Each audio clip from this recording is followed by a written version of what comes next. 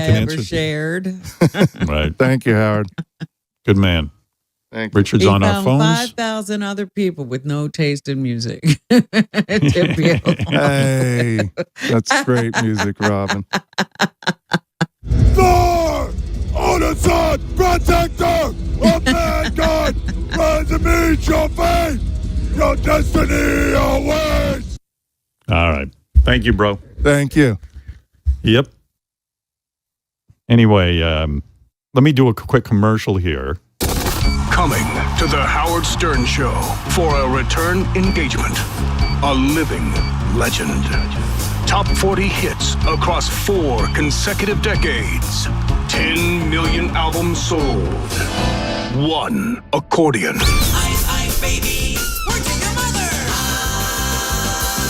Ice, Weird Al Yankovic. Performing live. Coming soon.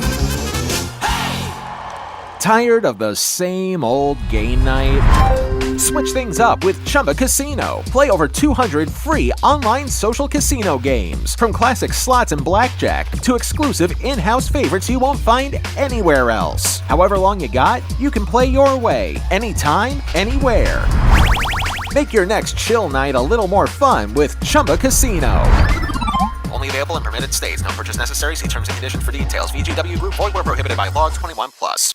Guys, if you want the greatest night of your life, I mean your best night ever, then you gotta hear this. There's a great ED pill out, and it's from the makers of Viagra. It's their ED pill called Viagra AGV, and it's unbelievable. It works super fast in as little as 12 minutes and lasts up to 12 hours. Plus, it's FDA approved and safe. You need to try it for yourself. It's unreal what it does to you. Viagra AGV crushes every other ED pill, and it's endorsed by the head of urology at the prestigious Cedars-Sinai Hospital in Beverly Hills, Dr. Dudley Danoff. Every man alive needs to try this amazing, remarkable Viagra AGV pill at least once. It's beyond belief. Then you'll know why men are going crazy over it. So if you want to have the most incredible night of your life, you can't miss this. Go to scoreblue.com and try it while supplies last. Go to scoreblue.com, scoreblue.com. That's scoreblue.com. Viagra AGV is available only at scoreblue.com by prescription, no doctor visit. There was only one Richard Simmons. It's sweating time. Megastar, adored by millions. Then one day, he disappeared for a decade. Where in the world is Richard Simmons? Now, his closest family and friends speak out for the first time to Diane Sawyer. He had to be in a lot of pain. He had to be in a lot of pain. And what does Richard's live-in housekeeper, the last person to see him alive, now say happened behind closed doors? This is the first time I'm talking about this. The Mystery of Richard Simmons, a Diane Sawyer special, premieres Tuesday night on ABC and stream on Disney Plus and Hulu.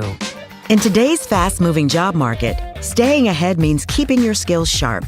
At University of Maryland Global Campus, we help keep your capabilities cutting edge with our skills-based education programs designed to move your career forward. Explore more than 135 degrees and certificates in business, cybersecurity, and more. Apply now and save with no application fee. Classes start May 13th. Learn more at umgc.edu. Certified to operate in Virginia by Chef. The Howard Stern Show. Oh, I could eat a whole damn box, then make some sweet brown rocks. I'm a Metamucil man. Hot fiber in my can. Healthy duty is my plan. Goddamn, I'm a Metamucil man. I was sort of macho the other night. I watched the Knick game, the last game where they were up by some crazy fucking score. I was watching it. It was like do you know about this? Did you watch any of the No, Knick, I stuff? just saw a promo for the NBA, and they flashed up the Knicks, as one of the guys, Yeah. one of the teams continuing on. So I was like, oh, I got to ask you about that. I'm now hooked in. I've been watching the games. They're a really fun team to watch now because they win. They actually have a shot. Yeah, they're really good, and the players are just really gelling. It was exciting as hell to see. As a longtime Knick fan, to see the team winning by so much. I think at halftime they said no team had ever been up by that many points. The Knicks made it through, blah, blah, blah, blah, blah. Blowing out the Atlanta Hawks, 140-89 was the final score. And it would have been higher, except the Knicks wisely. 140-89? Yeah, but it would have been higher. At the end, the Knicks wisely took out their best players and let the scrubs, the second tier, play. Right. Because they don't want their team to get injured. Yeah, but they could have maybe got to 200 fucking points. It was almost like they were playing by themselves. Amazing. Here's a montage of the announcers. I was going nuts. It was really exciting. Yeah. McBride hits a three. What a run for the Knicks. It's an avalanche, a 23-2 run. And the Knicks 23-2 run. That's amazing. Is that Marv Albert still calling games? No, but I think a lot of guys idolized him. And they don't talk like, it's unbelievable. I don't even know. It's just such an affect these guys have. Yeah. Yeah. It's just too much action here. I can't believe it. Anyway, I'm watching this game. At one point, the Knicks led by 61 points, if you can imagine. 61 points. That's crazy. Yeah. They scored 83. Did the Atlanta Hawks have their best players? Yeah, they did. It was just fucking amazing. The Knicks scored 83 in the first half. The Hawks scored 89 points the entire game. Wow. The Hawks were down 83-36 at halftime. The largest halftime deficit in NBA playoff history. Knicks going to play the 76ers from Philly starting tonight, which I will watch. Although it's on a little late for me. And by the way, you know how I watch one or two games and then I become an expert? The Knicks have this guy, Mitchell Robinson. He's really good. And he got ejected from the game at one point. And it was really unfair because he didn't do anything. He got a shot to the ribs. Some guy took a sucker shot on him. And he didn't even throw a punch or anything. He just, kind of stood his ground. So how did he get thrown out? They threw both guys out. It wasn't cool. Stupid. Yeah. I call bullshit on that one. I should have been at the game. My question is, because I saw another team, there was a headbutt in the game. Yeah. And they were saying that guy was going to get fined or something. I said, why is it in hockey you can take a stick and whale it at somebody or try to shoot a puck at somebody? Yeah. And nothing happens to you. You can get in these major brawls. And I know hockey. They put you in a penalty box. Hockey could really cut out all that nonsense if they really, penalize people. Yeah. But they don't. And I think it's just hockey needs the fighting because it excites the fans. And I think there's something else psychological. When you see a guy with that much gear on, you think, they can take it. Basketball. Then why do none of them have any teeth? Yeah, well, listen, because you know what? Those helmets and shit don't protect shit. You get really hockey's like the most aggressive sport on the. I mean, it's amazing that anyone's left to play it because you get killed. Yeah, they have particular guys who are just out there to fight. Yeah. That's a position on the team. Yeah, head brawler. But anyway, the Knicks. I'm recommending to you that you watch the Knicks now. They're pretty exciting. I am going to watch because that was my problem with the game. They didn't play well. And it was awful watching them lose all the time. At one point during the game, Jalen Brunson crashed into rapper Little Boozy Badass. And the announcers didn't know who it was. Like the announcer didn't know who Boozy was. That was kind of funny. Who is Big Boozy? Is there a Big Boozy? Because we got Little Boozy at the game. This is Little Boozy Badass.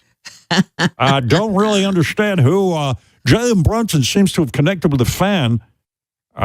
Then someone goes, that's Little Boozy. And the guy's just perplexed. Brunson having some fun with somebody I hope he knows.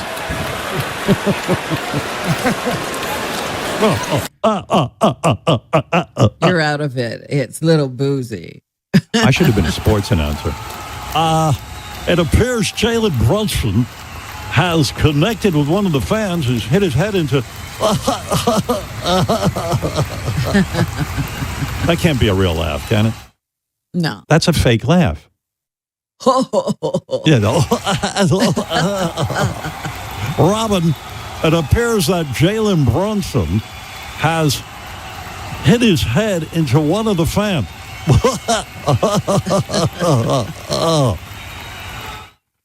Jeez. I hope it's someone he knows.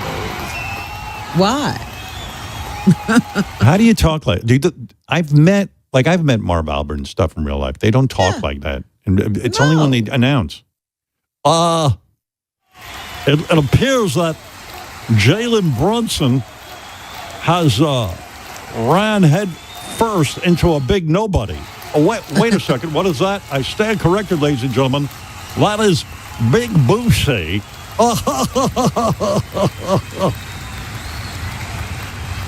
I believe Brunson having some fun with somebody I hope he knows.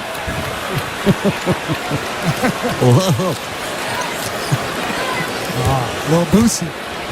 Are you a big fan? Big fan, Mike? I'm glad you identified him. Oh, my God. You a big fan, Mike? That's my worst fear, by the way. I'm at a Knicks game and the announcers are laughing how they don't know who I am courtside at the Knicks game. That game was in Atlanta, so like those courtside seats, the celebrity thing is a lot more room to get front row when you're in Atlanta. Right. It's, Little Boosie is courtside. Yeah. In fact, if my fame ever fades, I'm going to become an Atlanta Hawks fan and move down there so I can still get courtside seats. Boosie, little Boosie. I've been informed it's Little Boosie Badass sitting courtside. How did he get those tickets? The list of the other celebrities they had down in Atlanta. Yeah. If Little Boosie got front row, in New York, Little Boosie wouldn't even be like in the fifth row. No, he'd be behind Woody Allen or something. Yeah. Woody Allen's way up there. Way back there. Look who's sitting courtside, Robin. There's a lady boy in the stands cracking eggs open with her penis. Front row. The stars are out tonight. Yeah. Little Boosie. Evidently, Little Boosie is a big deal, but those guys didn't know. Like, I guess everybody's a big deal. In Atlanta. And I only find out about them at moments like this, but they're big deals. Spike Lee was in the second row at Game 6 in Atlanta, and Little Boosie was in the front. So that Spike is from New York. He's not going to get a good seat. Jeez. Doesn't seem fair. You would think Spike would get that front row seat. No. He's a real not fan. Atlanta star. By the way, there were a lot of New York fans in Atlanta for that game, actually. Yeah, if New York teams start to win, New Yorkers will follow them. Yeah. Anyway, congratulations to the Knicks. I'll be watching. I'm going to take a look because something popped up on my TV the other day asking me what were my favorite sports. And I was like, well, tennis is my only favorite sport. But then I said, let me put in basketball because I know the playoffs are happening. Yeah. So it'll alert me when the Knicks are playing. God, that really is my worst nightmare. Like Jalen Brunson runs into me and the announcers have no clue. Like, Jalen Brunson, it seems, has smacked his head into the leg of one of our fans. There's a very tall, thin, awkward-looking gentleman with long hair. I mean, for a man his age, he doesn't appear to warrant having long hair. He's in the first row. I've just been informed. Somebody. Yeah, I just been informed that's Howard Stern. Poor Little Boosie. No one recognized him. This just in, a tall, thin, awkward-looking woman has been hit in the leg by Jalen Brunson. Oh, excuse me, it's a gentleman. It's Howard Stern. I apologize. I thought it was Fran Lebowitz on stilts.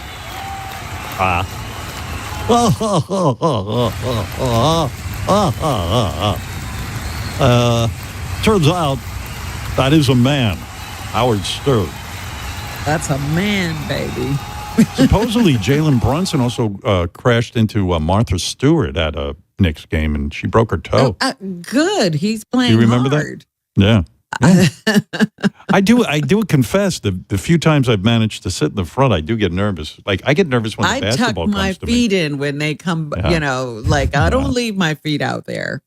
I don't want to get hit in the face with a basketball. Like, I sometimes I get nervous because, like, Tracy Morgan or someone is talking to me a lot, and then I turn my head to look at them, and then, you turn your head, you can get hit in the head with a basketball. The ball could be coming at you. Yeah, and I'm like, oh, no, great. I'm on live television. And then they're going to play that clip, for years. Where the basketball hits me in the head. You never take your eye off the ball when you're sitting down there. I'm sorry, Tracy. I have to keep my eye on the ball in case I get put into the game. In a way I don't want to. And it's, you're even watched if the ball just stops there. And you're watched as to how you hand it back. One time the ball did roll to me, and I did throw it to the ref, and I did a pretty good job. Like, I didn't embarrass myself. Like, it made it to the ref. Right. Yeah. Like, I pushed it out like it was a medicine ball and threw it to the ref, and he did shake my hand later. Yeah. So I must have looked semi-masculine. You did okay. We're here, and it seems that Jalen Brunson, playing very aggressively, has crashed into the crowd and appears to have knocked over an elderly giraffe. Wait a second. No, it's Howard Stern. I've just been handed a note.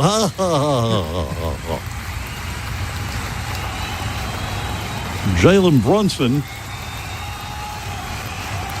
The ball has gone over to the giant giraffe, and he threw it back like a woman. Yeah, these announcers comment on everything. Yeah, my famous story where the announcer announced to the home audience that I left the game early. Right. I'm really against Howard Stern getting tickets to the Knicks game. He left right after the end of the third quarter, and he's not a real fan. He's not a real fan. I mean, I don't like it. When does the announcer ever say that? Oh, never. But, Yeah. it's always open season with you. On me. Yeah. Everything you do has to be commented on. Well, what do I look like a chump to people? They can just say whatever they want? Judge. No, they think you say everything, right? So they're going to get to say everything. Yeah, okay. That makes sense. Welcome back to Madison Square Garden. Welcome back. I'm sitting here with Jeff Van Gundy, who's going to tell you everything he can about Howard Stern. Knicks with a 27-point lead. Even some of the slugs that Howard Stern left early. You see, I wouldn't give front row seats again to anybody that leaves early. I mean, Nick Lachey's here. He's still across the way in the front row. He's still here, up 27.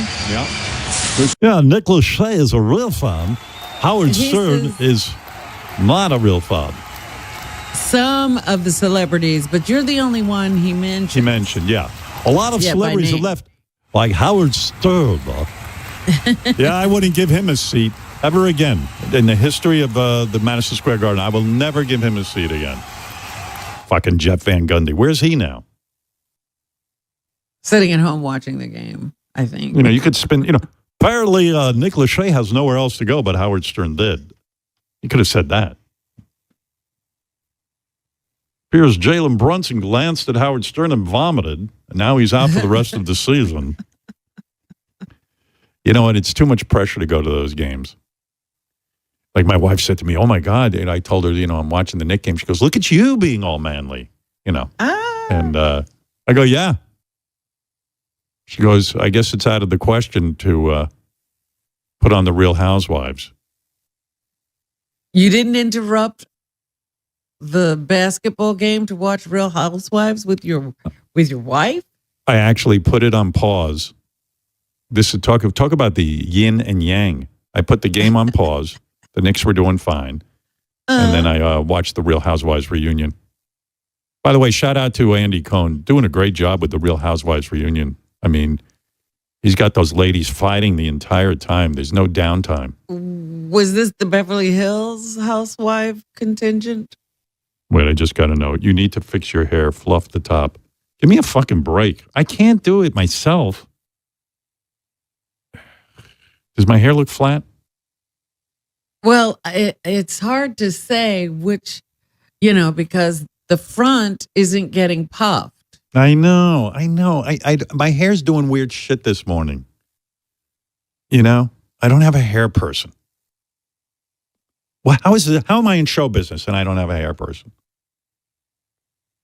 Everyone in show business has a hair person. You're going the opposite direction. You're getting like the podcast. Now you don't have a hair person. I want to relate to these kids with the podcast.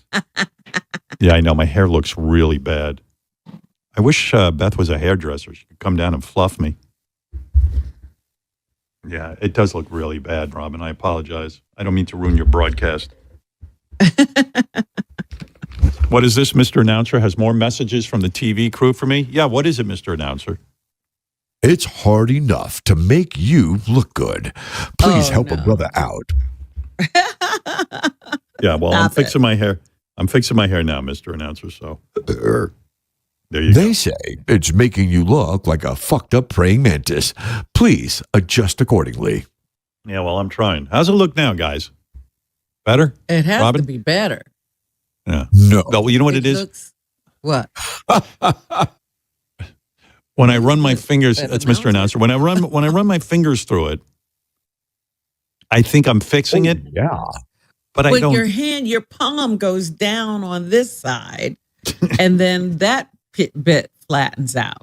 Guys, don't tell me when my hair looks bad. I mean, it's not going to help. Unless you can help him fix it. Yeah. Video is asking if you can adjust your legs and your clothes and your face and your hair and your whole shitty attitude. Just passing it along to you. Thank you, Mr. Announcer. There you go. I do want to thank our friends at Hyundai. The all-new Hyundai Palisade Hybrid. Learn how it makes every day epic at HyundaiUSA.com. Let me take a couple of these phone calls. See what Richard's put on the phone. There's like a million phone calls on here, so I'll try to get to a couple at least. Michael from Hoboken, how are you, pal? Hey now. Hey now. So I'm a Knicks fan, big Knicks fan. I was thinking about going down to Philly to watch the games. And got a notice saying that the 76ers won't sell tickets to anybody in like the greater New York area because they don't want the Knicks fans coming down and take over the stadium like they did a couple of years ago. Oh, really? I didn't even know that happened. Yeah. But they don't want them cheering for the Knicks at their own stadium. I think that's pretty interesting. And also, you were talking last week about these. Isn't that kind of creepy that they don't want they can't play in front of the Knicks? They might lose. Is that what they're afraid of? Yeah, and half the stadium will be cheering for the Knicks. In Atlanta, there were a lot of New York Knicks fans. They actually made the trek to Atlanta to watch the team. So, I don't know. Don't be a pussy, though. That's sell something tickets you have to whoever to deal wants. with as a player. Yeah, exactly. So they said that they would refund you without notice. They'd give you a call, so they would refund your ticket. Oh, it sounds a little too sensitive, especially to my fans in Philly. Yeah, that doesn't sound right. Right. And one more thing. Have you ever heard Bob Shepard, who used to be the voice announcer or the stadium announcer for Yankees? He has an amazing voice. Bob Shepard? Does he talk like this? Yeah. What is that? Why do all these guys have this going on? What is that? This. You should check that guy out. He's got a great voice. Okay, I will. Thank you. All right. Good talking to you. You know, Robin, I never went into sports announcing because A, I don't know anything about sports, but also I can't talk like this right along. Yeah, what would you say? And how would ladies you and say gentlemen, it? ladies and gentlemen, wow. High Pitch Eric is on the phone, who is now Low Pitch Eric. Hey, High Pitch. Hey, Howard, how are you? Oh, boy. There we go again. What's What up? do you mean, here we go again? I mean, it's disappointing. You don't have the funny voice anymore. You got a normal voice. Weird. I'm happy for you. Don't you fucking start with me, okay? I'm not in the hey, mood. look, dude. You're not I in mean- the mood. Don't you start, Robin, okay? So, Howard, last week I was in bed, okay? Yeah. 11:30 at night. Yeah. Turn my TV on. Jimmy Fallon was on. Okay. He announces who's coming out, and guess who's coming on stage? Donnie Wahlberg. Okay. And I was in fucking heaven. So I took my blanket off and I chubbed up. Wow. You were fully nude and you were watching Jimmy Fallon. And when Donnie Wahlberg came out, you got a boner. I had my shorts on Okay. and I was rubbing one out. And I was really hard. Okay? Did you come? And I came on a baby wipe. My home health aide was in the living room. And I came on a baby wipe. Thank God I had my baby wipes next to me. It was he was so hot on Jimmy Fallon. All right. You're still insisting you're not gay, right? I'm not gay, only for Donnie. Right. So let me just make sure I understand this. When you're jerking off in your bed, your home health aide is like right in the next room watching you? No, I have my door closed to my room. Okay. Man. Yeah. Do you know this is happening? You have to ask her to step out. Like they announced that Donnie Wahlberg is the guest that evening. And when Donnie comes on, you're prepared. You've got her out of there. The door is closed and you go to work. So here's the thing. I'm watching a TV show, and like when the news is on, it tells you coming up tonight, Donnie Wahlberg on Jimmy Fallon. I'll get my baby wipes and my lotion. I got a bunch of questions.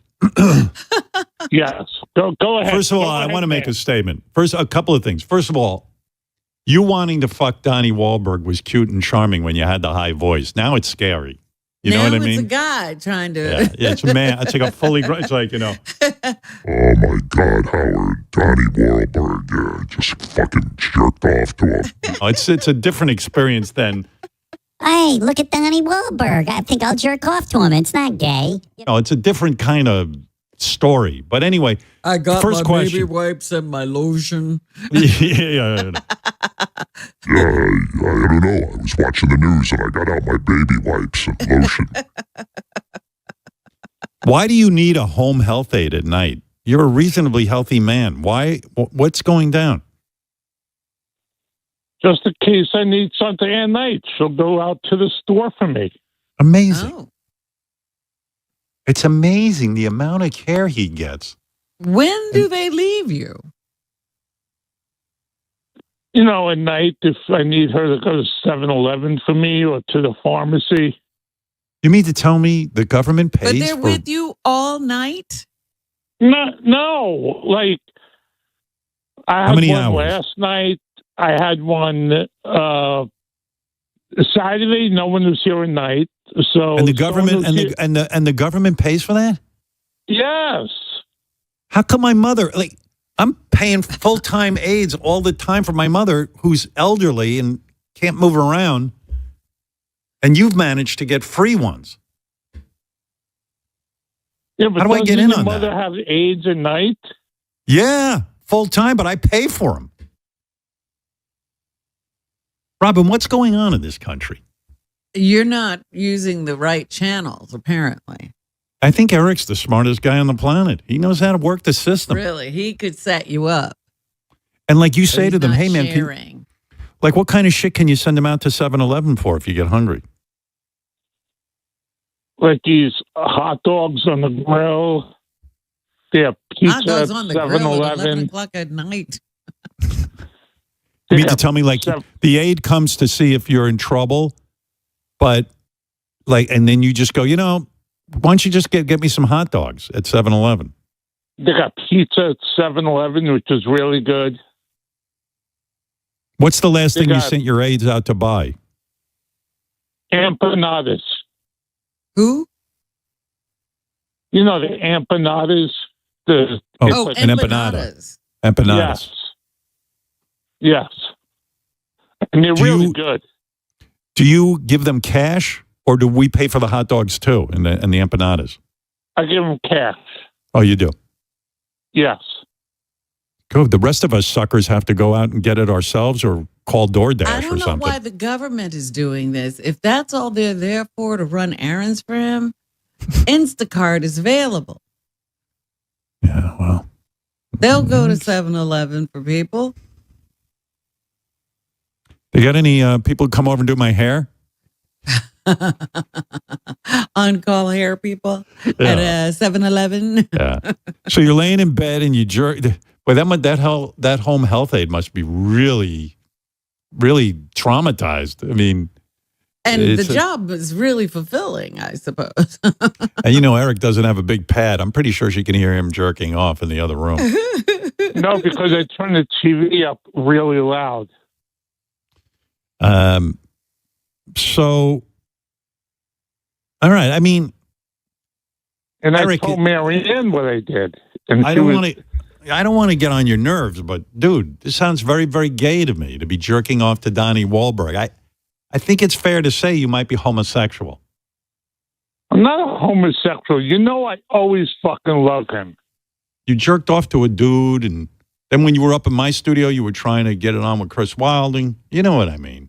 There's a lot of evidence here. You know, and I am, you know, and it's no big deal. It I don't seems care. strange that a straight man has so many male crushes. Am I not allowed to like Donnie Wahlberg? Seriously. You can like him. I like him, but I'm not jerking off to him. Yeah, but Who's you love John Stamos. You love Jimmy Kimmel. I love John. don't you? I love Jimmy, but I don't jerk off with those guys or to them. Where's Mike Perlman? He said Eric's been acting very aggressive lately. Oh, really? No, not lately. Always. Never. I haven't acted aggressively as of late. He's lying to you. What were you saying, Mike? No, he just gets very, very nasty. Just before on the phone with Richard Christie, he's screaming at him, "Get me on Really? the phone with Howard now. I don't want to fucking wait." Always screaming, always raising his voice. I don't know what he's so fucking angry I about. did not raise my voice. Well, that's the story on Eric. I mean, that's been forever. He gets himself into trouble. He yells at everywhere. Everywhere he goes is a scene. He don't yell at You you, are though. an angry guy. He's angry. He doesn't yell at you, though, Howard. He yells at everybody leading Well, he up did to you. before. When I was saying, when I just started talking to him on the phone, he started getting, mouthy with me. And then he Don't also, start with me. and you're talking about these aides, too. There's been times where I've been on the phone with him, and he's bossing around these fucking aides. These poor ladies. They're coming there, they're helping him out, and he's yelling at them, "That's not the right flavor. Get me another one." Like fucking Jabba the Hutt. Like he's, I mean, Eric, you're a nice guy. Why would you talk Wait to a them minute. like that? Wait a minute. Back up, bitch. What do you mean, drop You of the see? hut? Like you're bossing him around. Like you're laying there and you I and you lost just weight. Like I King lost Tut. weight. you know what I'm saying? Like you're sitting there on your throne telling these people what to do. It's not right, dude.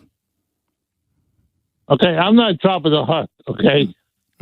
Well, that's not the thing to be offended by, Eric. The thing to be offended is that you're yelling at the aides. Your actions and bossing are them the thing around. to be embarrassed about. Yeah. You can't talk to people like that, especially people who are like nice enough to come to your house. I don't yell at them anymore. I don't know. You've been yelling at people in the office.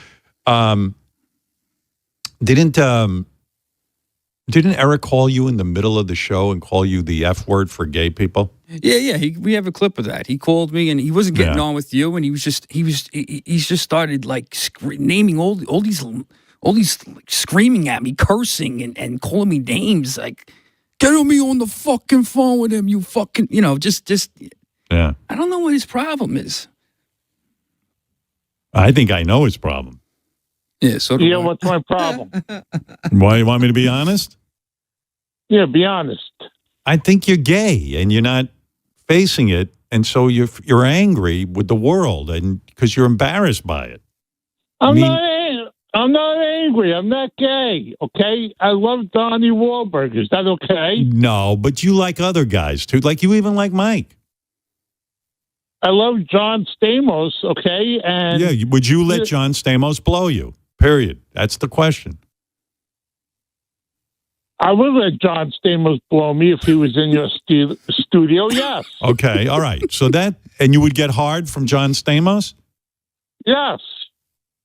And you don't think you're gay?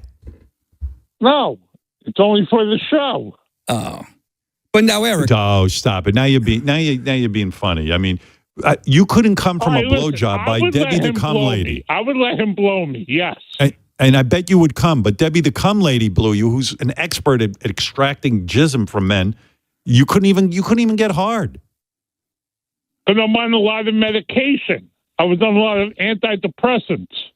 Yeah, but meanwhile you came to What, Donnie you Wahlberg. stop taking them before you see Donnie Wahlberg?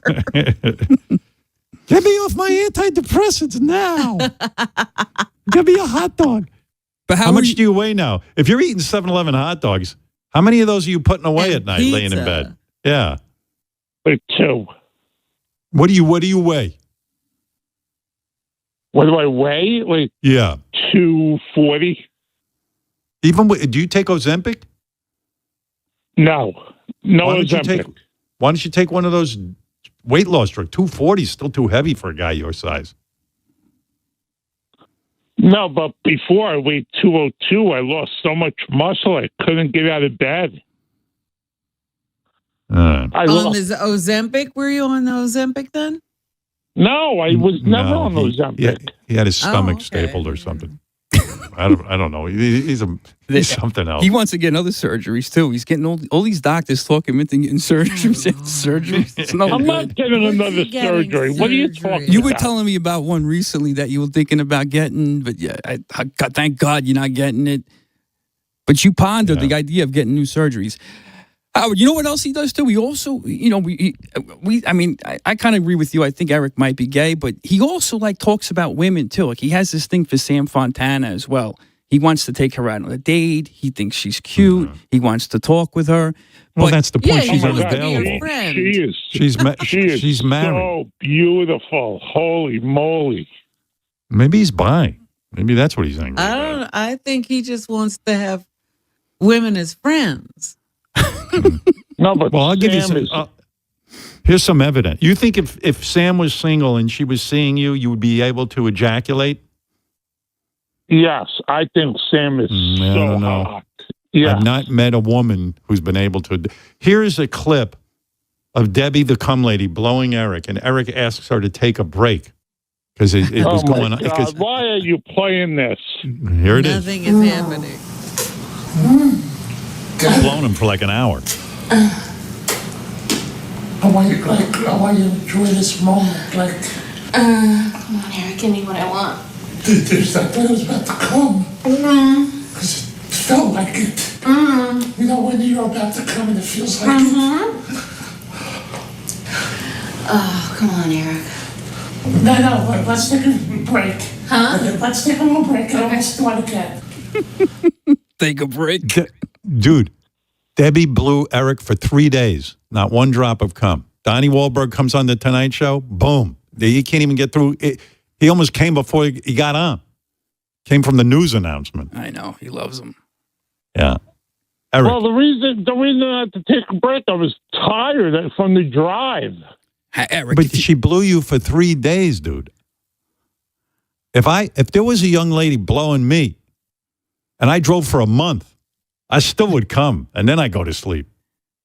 And That's you the sleep difference. afterwards. The break. Exactly. The I'd be break- so excited. The You know break how many is after. years? You know how many years he had gone without even a woman touching his penis, and then this woman comes in the room and has blown him for 3 days and nothing. Three And what is- fucking wait days. a minute. The first thing he said was, I'm hungry. Why don't we go out to eat? And she paid. Yeah. Eric, you should have flooded that hotel room, man.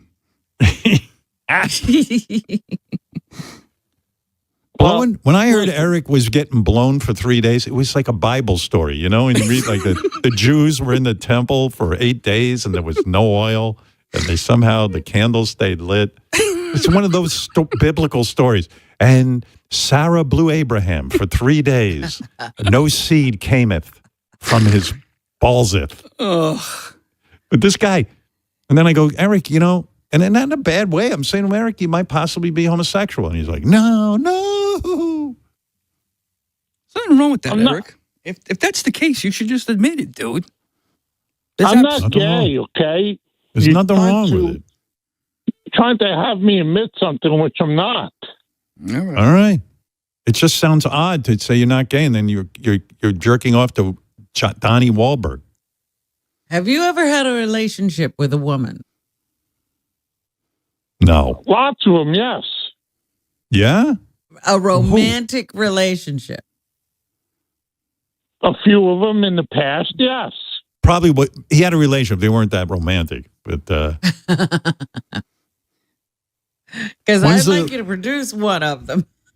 when is the last time you masturbated to a woman? Oh, my God. Probably years ago. Uh-huh. There you go. Oh. Oh. You mean you exclusively now jerk off to guys? Probably to Donnie Wahlberg, yeah. Yeah. On his new TV show. And John Stamos too, right? When he comes on the screen. Yeah, but he doesn't come on anymore. Right. Howard, No somebody need to mention that. Somebody sent me a picture of him at a New Kids on the Block concert, and he looks like one of those girls that used to hang out in front of like MTV in Times Square, like looking up at Backstreet Boys. That like he's like this. He's like, oh my God! Like, he looks like he's like gonna he's gonna pass out, like looking at this guy. Stamos is on tour with the Beach Boys. There's plenty of opportunity to jerk off to him. What are you saying? He's not on TV. Yeah, but he doesn't. Yeah, but he doesn't come to New York. Oh, they come to New York. They'll be around. Sure, he does. They'll be Are around. you going to have him in studio if he comes to New York? If you'll jerk off to him, I will. I will. I always have Stamos on anytime he's around. I love Stamos. I'll even have him touch my penis if he jerks me off. All right. He Okay, I'll jerked tell you what. off. Yeah, I'll tell you what, Eric. I'll make you a deal. When Stamos comes in, I'll ask him if he wants to jerk you off. Okay, during his segment. And he can even wear gloves if he wants. Why? Why would he do that? But what if Don't he you want doesn't his- want to? What if Don't he you want doesn't want to? Stamos' hand on your dick? Yes. Okay. Now, Richard Christie asked me what my favorite Sternthology is, and I said when Donnie sat in my lap and I got really hard. Well, you've convinced me. I believe you're totally straight. I do. Now you've He convinced me. hasn't jerked off to women in years. Years. Right. And I'm not gay. I'm really not gay. All right. All right. I don't know how You prove convinced it to me. yourself, even. I think Robin and Mike don't believe you, but I believe you. Didn't I take a lie detector test when I was there? Yeah, and you failed. What do you mean I failed? It said you were gay, didn't it? No. Anyway. You got to go back and look up the results. Yeah, I don't know about that. Anyway, Mike Perlman is saying you haven't been nice to people. You're yelling at your age. You're yelling at people. You're angry about something. And maybe you're just angry about life. I don't know. But No, you gotta I get a love better- life. I love gotta- life. You got to get a better attitude. I love life. All right. I And love and you. I Eric's- love And in Eric's defense, he says that he's very attracted to Samantha, which is great. That supports his argument. If Samantha was single at a bar, I know the way I would pick her up. Yeah. Bring her in the studio and let me try. I don't know that she wants that, but do your aides, like, what else do your aides have to do? Do they have to wipe your ass and stuff? No, I do that on my own. They do my laundry. They clean my house. Do they bathe you? Stuff. No, I do that on my own. Okay. All right. Yeah. Do they dress you? Capable of doing that. They don't dress why, you, do they? Why can't you do laundry again? I forget the reason. Why can't you do laundry? Because they do it for me. Yeah, but I mean, like, do they ever say, Eric, you're capable of doing it? No, they do it for me. It's easier for them to do it. It's easier for them to do it. God bless them. Wow. God bless these women. Could you imagine Could you imagine what's going through that woman's head for the first time when she walks into High Pitch Eric's apartment? This is her assignment. No, I can't He's imagine. laying there luxuriating, and she's doing his jerking laundry. off to Donnie Wahlberg on the Tonight Show. And say, hey, do my laundry and get me some hot dogs from 7-Eleven. Can you imagine? She's like, what the fuck bizarre world am I in? This guy's fully capable of driving a car. He's running around. Yeah, he's all over the place. Smoking cigars. And then he's like, you know, do my laundry. It's like, you know, it was cute when he's, Could you please do my laundry? you know, like you can see now he's got the deep voice. Do my laundry. Do my laundry and get me 2 hot dogs and some pizza from 7-Eleven. He's like a villain. Yeah. Naked in the bed. His hard penis. Oh my God. Oh, Howard, you know who else I love? And I love Ike Barinholtz. You would jerk off Ike. You would jerk off Ike Barinholtz? I would let him jerk me off. Because remember one year for Christmas, we played Hollywood Squares? Yeah. Yeah. And he was on, and I was in one of the squares, and I couldn't stop staring at him. You want to know something? I might be able to get Ike Barinholtz to come in here and let you jerk him off. I love Ike. Because Ike's a huge fan of the show, and I think Ike would be up for the fun. But you think he wants to do that? I watched one of his Netflix series. I'm on season 2. What straight man wouldn't want to jerk off Ike Barinholtz?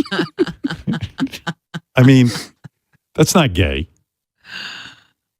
He kind of looks like one of the Wahlberg brothers too. So Eric definitely has a type. Yeah, he does. He does. But Stamos is the best looking out of those 3, right? I mean, right, No, Eric? he's not. No, Stamos is not the Donnie? best of Donnie. Oh, boy. Oh, I was right. High pitch Eric's lie detector test results. He failed when we asked him if he was gay. I have the proof right now. Here it is. Do you want to have sex with Donnie Wahlberg? Yes. He was truthful. Okay. Do you want to have sex with John Stamos? Yes. I feel like the test is over. But He was truthful. Are you a homosexual? No. He was deceptive.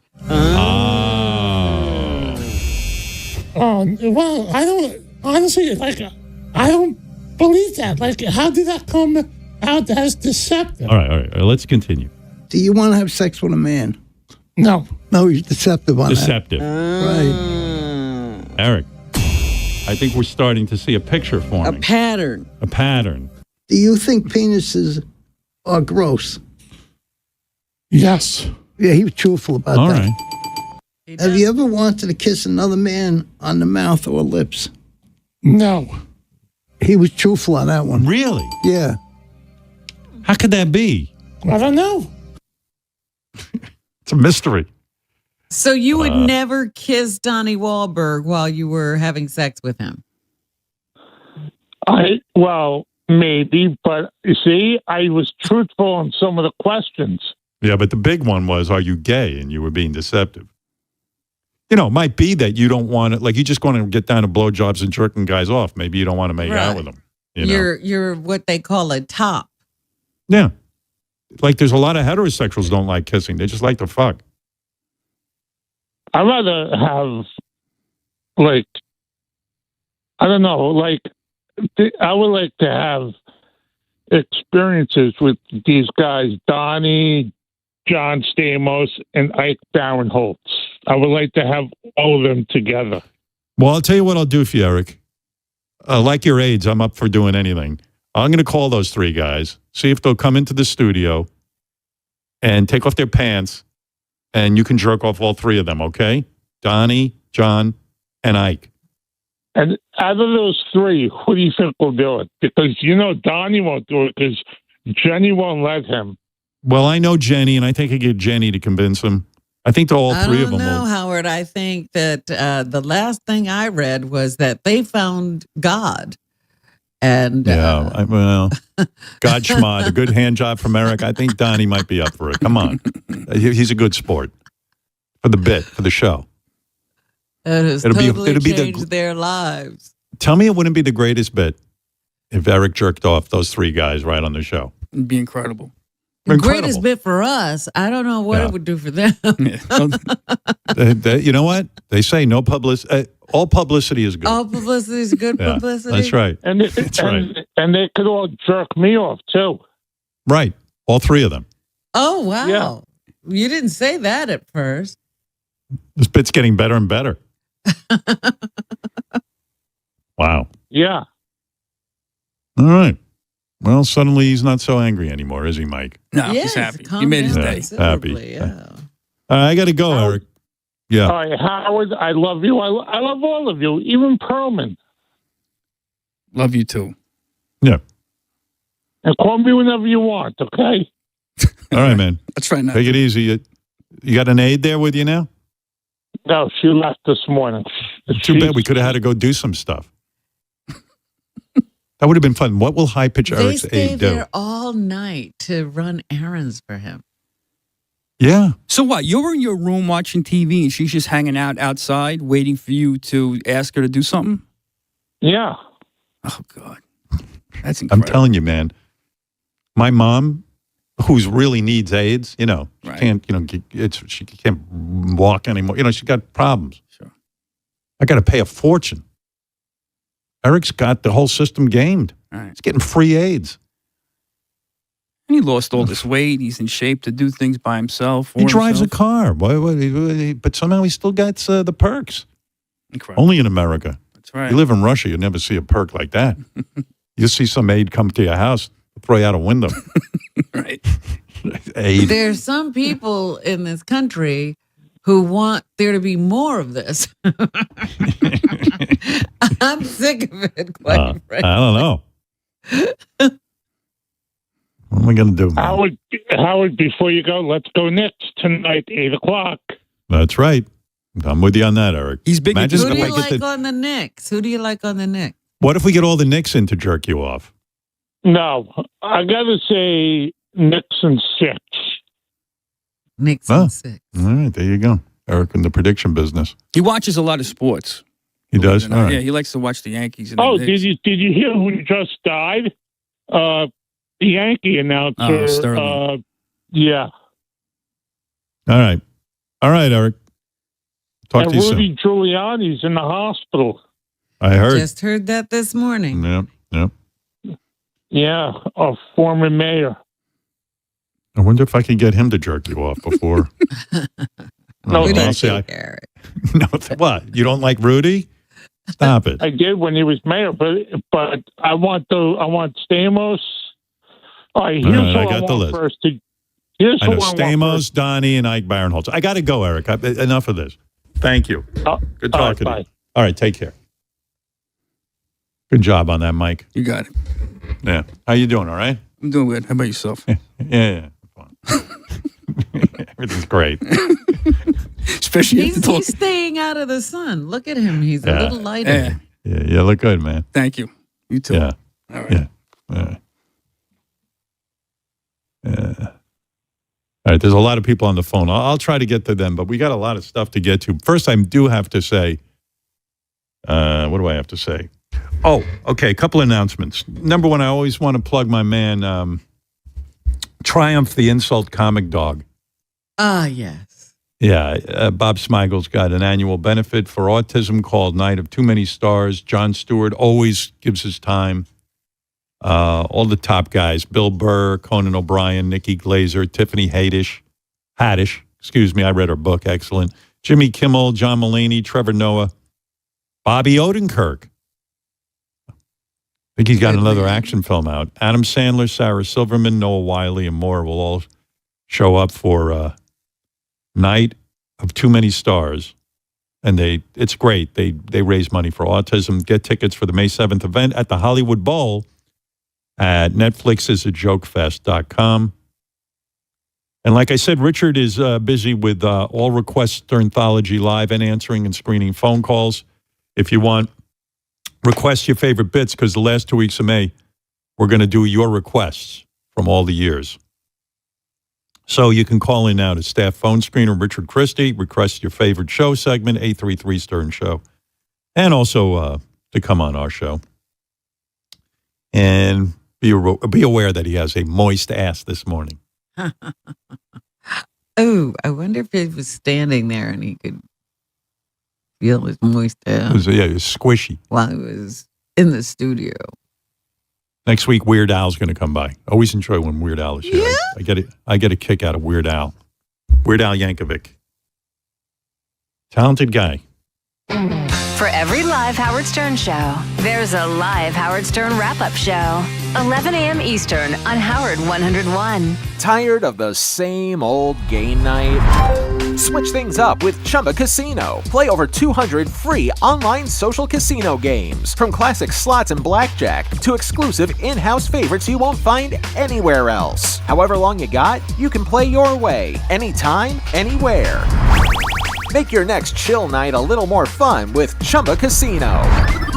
Only available in permitted states. No purchase necessary. See terms and conditions for details. VGW Group. Void where prohibited by law. 21+. ZipRecruiter is the place. ZipRecruiter is the place for talented teachers, savvy software developers, and master mixologists. ZipRecruiter is the place where you meet all these people and more. That's because ZipRecruiter is the place for job seekers who are looking for new opportunities. In fact, ZipRecruiter helps 10 million people with their job search every day, so you can find the right candidates right away.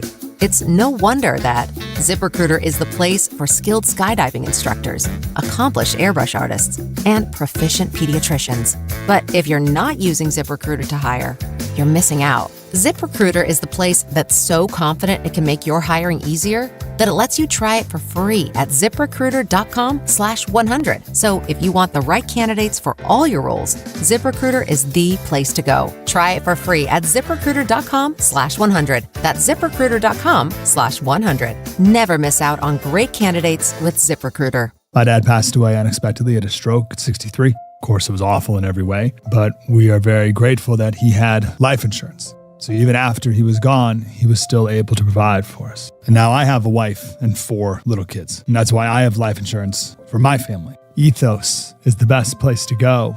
They make it fast and easy to get covered. It's 100% online. There's no complicated process at all. There's no medical exam. Just a couple of health questions. You get a quote in seconds, and you can apply in minutes. You get covered the same day. You can get up to $3 million in coverage. And some policies are as low as $30 a month. And in 10 minutes, your family can be covered with life insurance. When it happens, your family's going to be very grateful you went to ethos.com. Get your free quote at ethos.com/quote. That's ETHOS.com/quote. Ethos.com/quote.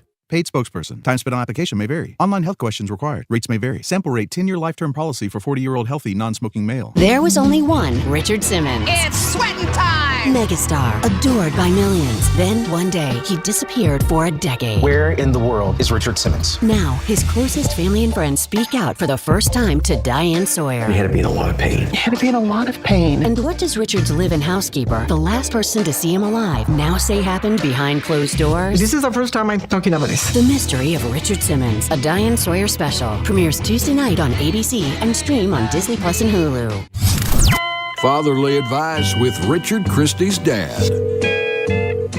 I don't know if I told you I had an implant, like a screw in my head and then another tooth. A lot of teeth you don't need. Yeah, but a lot of mine are still good. I hate to just pull those out. What should I do? Yeah, you ought to see about just getting it pulled and leaving it out. If I can just leave it empty, I'll save a bunch of money. Yeah. The Howard Stern Show. In honor of May the 4th, Whackpacker Beetlejuice argues with Darth Vader. You don't know the power of the dark side. Oh, yeah, I heard about that. Don't make me destroy you. Come on, dog. You want to use the Force? Go ahead. I don't care. Obi-Wan never told you what happened to your father. What are you talking about?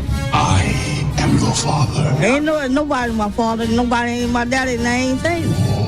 Oh, this guy is the fucking worst. Happy Star Wars Day from The Howard Stern Show.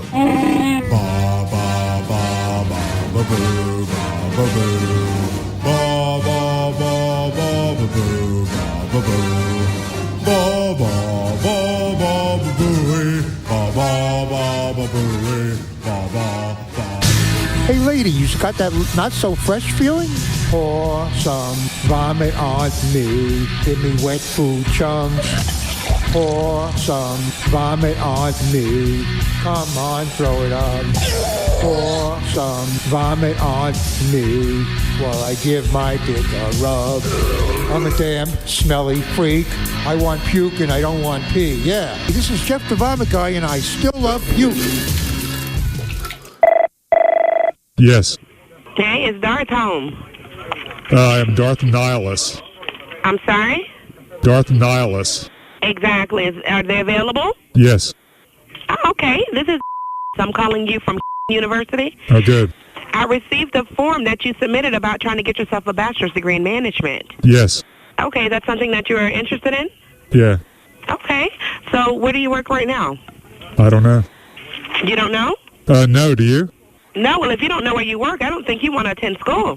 Oh, that's too bad then. Oh, you have a degree? No, do you? Oh, of course. That's why I'm calling you, to let you get one. Oh, good. Do you have one? No. You don't have one? No, do you? I sure don't, but hey, Darth, if you're not interested in school, that's quite all right, okay? When you act like an asshole, don't be surprised. Oh, of course not. Do you want to go to school? No, do you? It sounds like you may need a degree, so I definitely want to help you out. You seem to be talking about it a lot today. Oh, of course. Because if you want a degree, that's what I'm here for. Oh, good. Yeah, but I don't want to waste anyone's time, you know. I know your time is precious, isn't it? Yeah. There you go. So your time is precious, so let's talk. Is this for you? Yes. I am Darth Nihilus. Mm-hmm. Darth Nihilus. Would you like to get into school? No, do you? Are you interested in getting yourself a bachelor's in management? No, do you? Are you interested in attending school? No, do you? On the phone. That's that guy from New Hampshire who's the emergency room doctor. He's got a story for us. yeah? Yeah. And I got some phony phone calls, mail from the audience. I got a lot to get to, and it's just an amazing amount of things I have to get to. Hey, Rob, Dr. Rob, what's up with you? Hey, Howard, how are you, man? You were a big hit the last time you were on the show when I was asking you about what it's like to work in the emergency room. You were really good.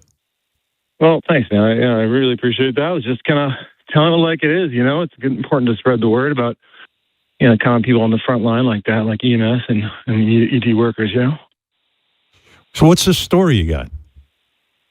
Well, you guys were talking about Bigfoot, and like somebody said, you know, jokingly, like he could tear you in half. You know, all he does is go forward, and you obviously lament often about your smaller penis, but there's downsides because I saw what somebody who's larger and dad can do to someone. I had a patient once who a couple of years ago who came in. I got called to the room. They said, you know, it was a stat doctor call in room whatever it was, and went over there, and the paramedics that had brought her in just had this ghastly look in their face, and she was in incredible pain. Boyfriend kind of standing off to the side, looking totally mortified, and she was just writhing, and she had a blanket over her belly, and she was kind of in the lithotomy position, the birthing position, just writhing. And I said, what's going on? And I'd say, she's got intestines coming out of her vagina. I was like, what are you talking about? Like, that can't happen. What are you talking about? So I pulled back the blanket, and sure enough, between her legs was half the length of her small bowel sitting in her crotchal region, just kind of peristaltic, doing the bowel movement. And her boyfriend, who was a larger gentleman, he was going a little bit too hard and too deep, and he tore that posterior part of the vagina right under where the cervix empties into the vagina, and caused her in this evisceration of her guts to pour out onto the bed. Jesus, So, I didn't even know that. That's really possible, huh? That you could fuck someone so hard. I mean, like, I'll never be able. I mean, I would be Howard, I have in a told weird way. you. In a weird way, I It would be is- honored if that was my story. But I'm I've sure. never. Yeah. But it hurts. I don't know. I mean, it hurts those big ones. So, Dr. Rob, mean, you're telling me when you saw this patient, it's possible for a guy's peen to be so big that he could. Fred, stop touching yourself. It's disgusting. He gets so aroused during the show. So, in other words, he punctured her vagina with his big penis. Yeah, he tore it completely. He caused almost half of the circumference, the posterior wall, to just open up.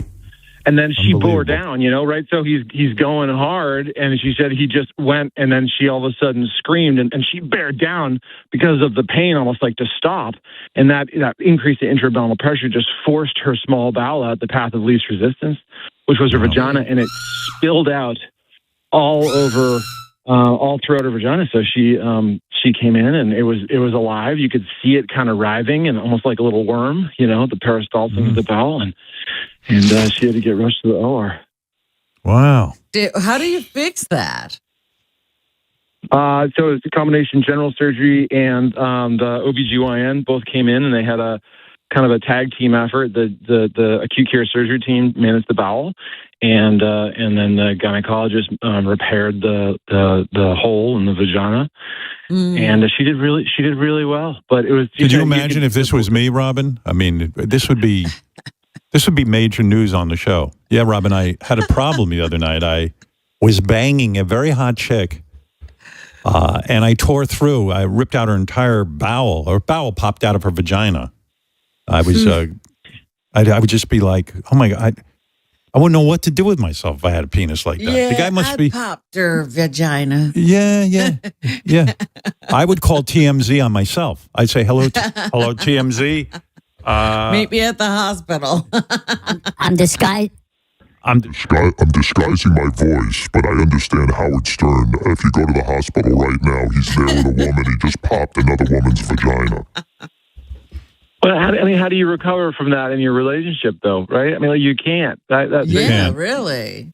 No. You just you're done.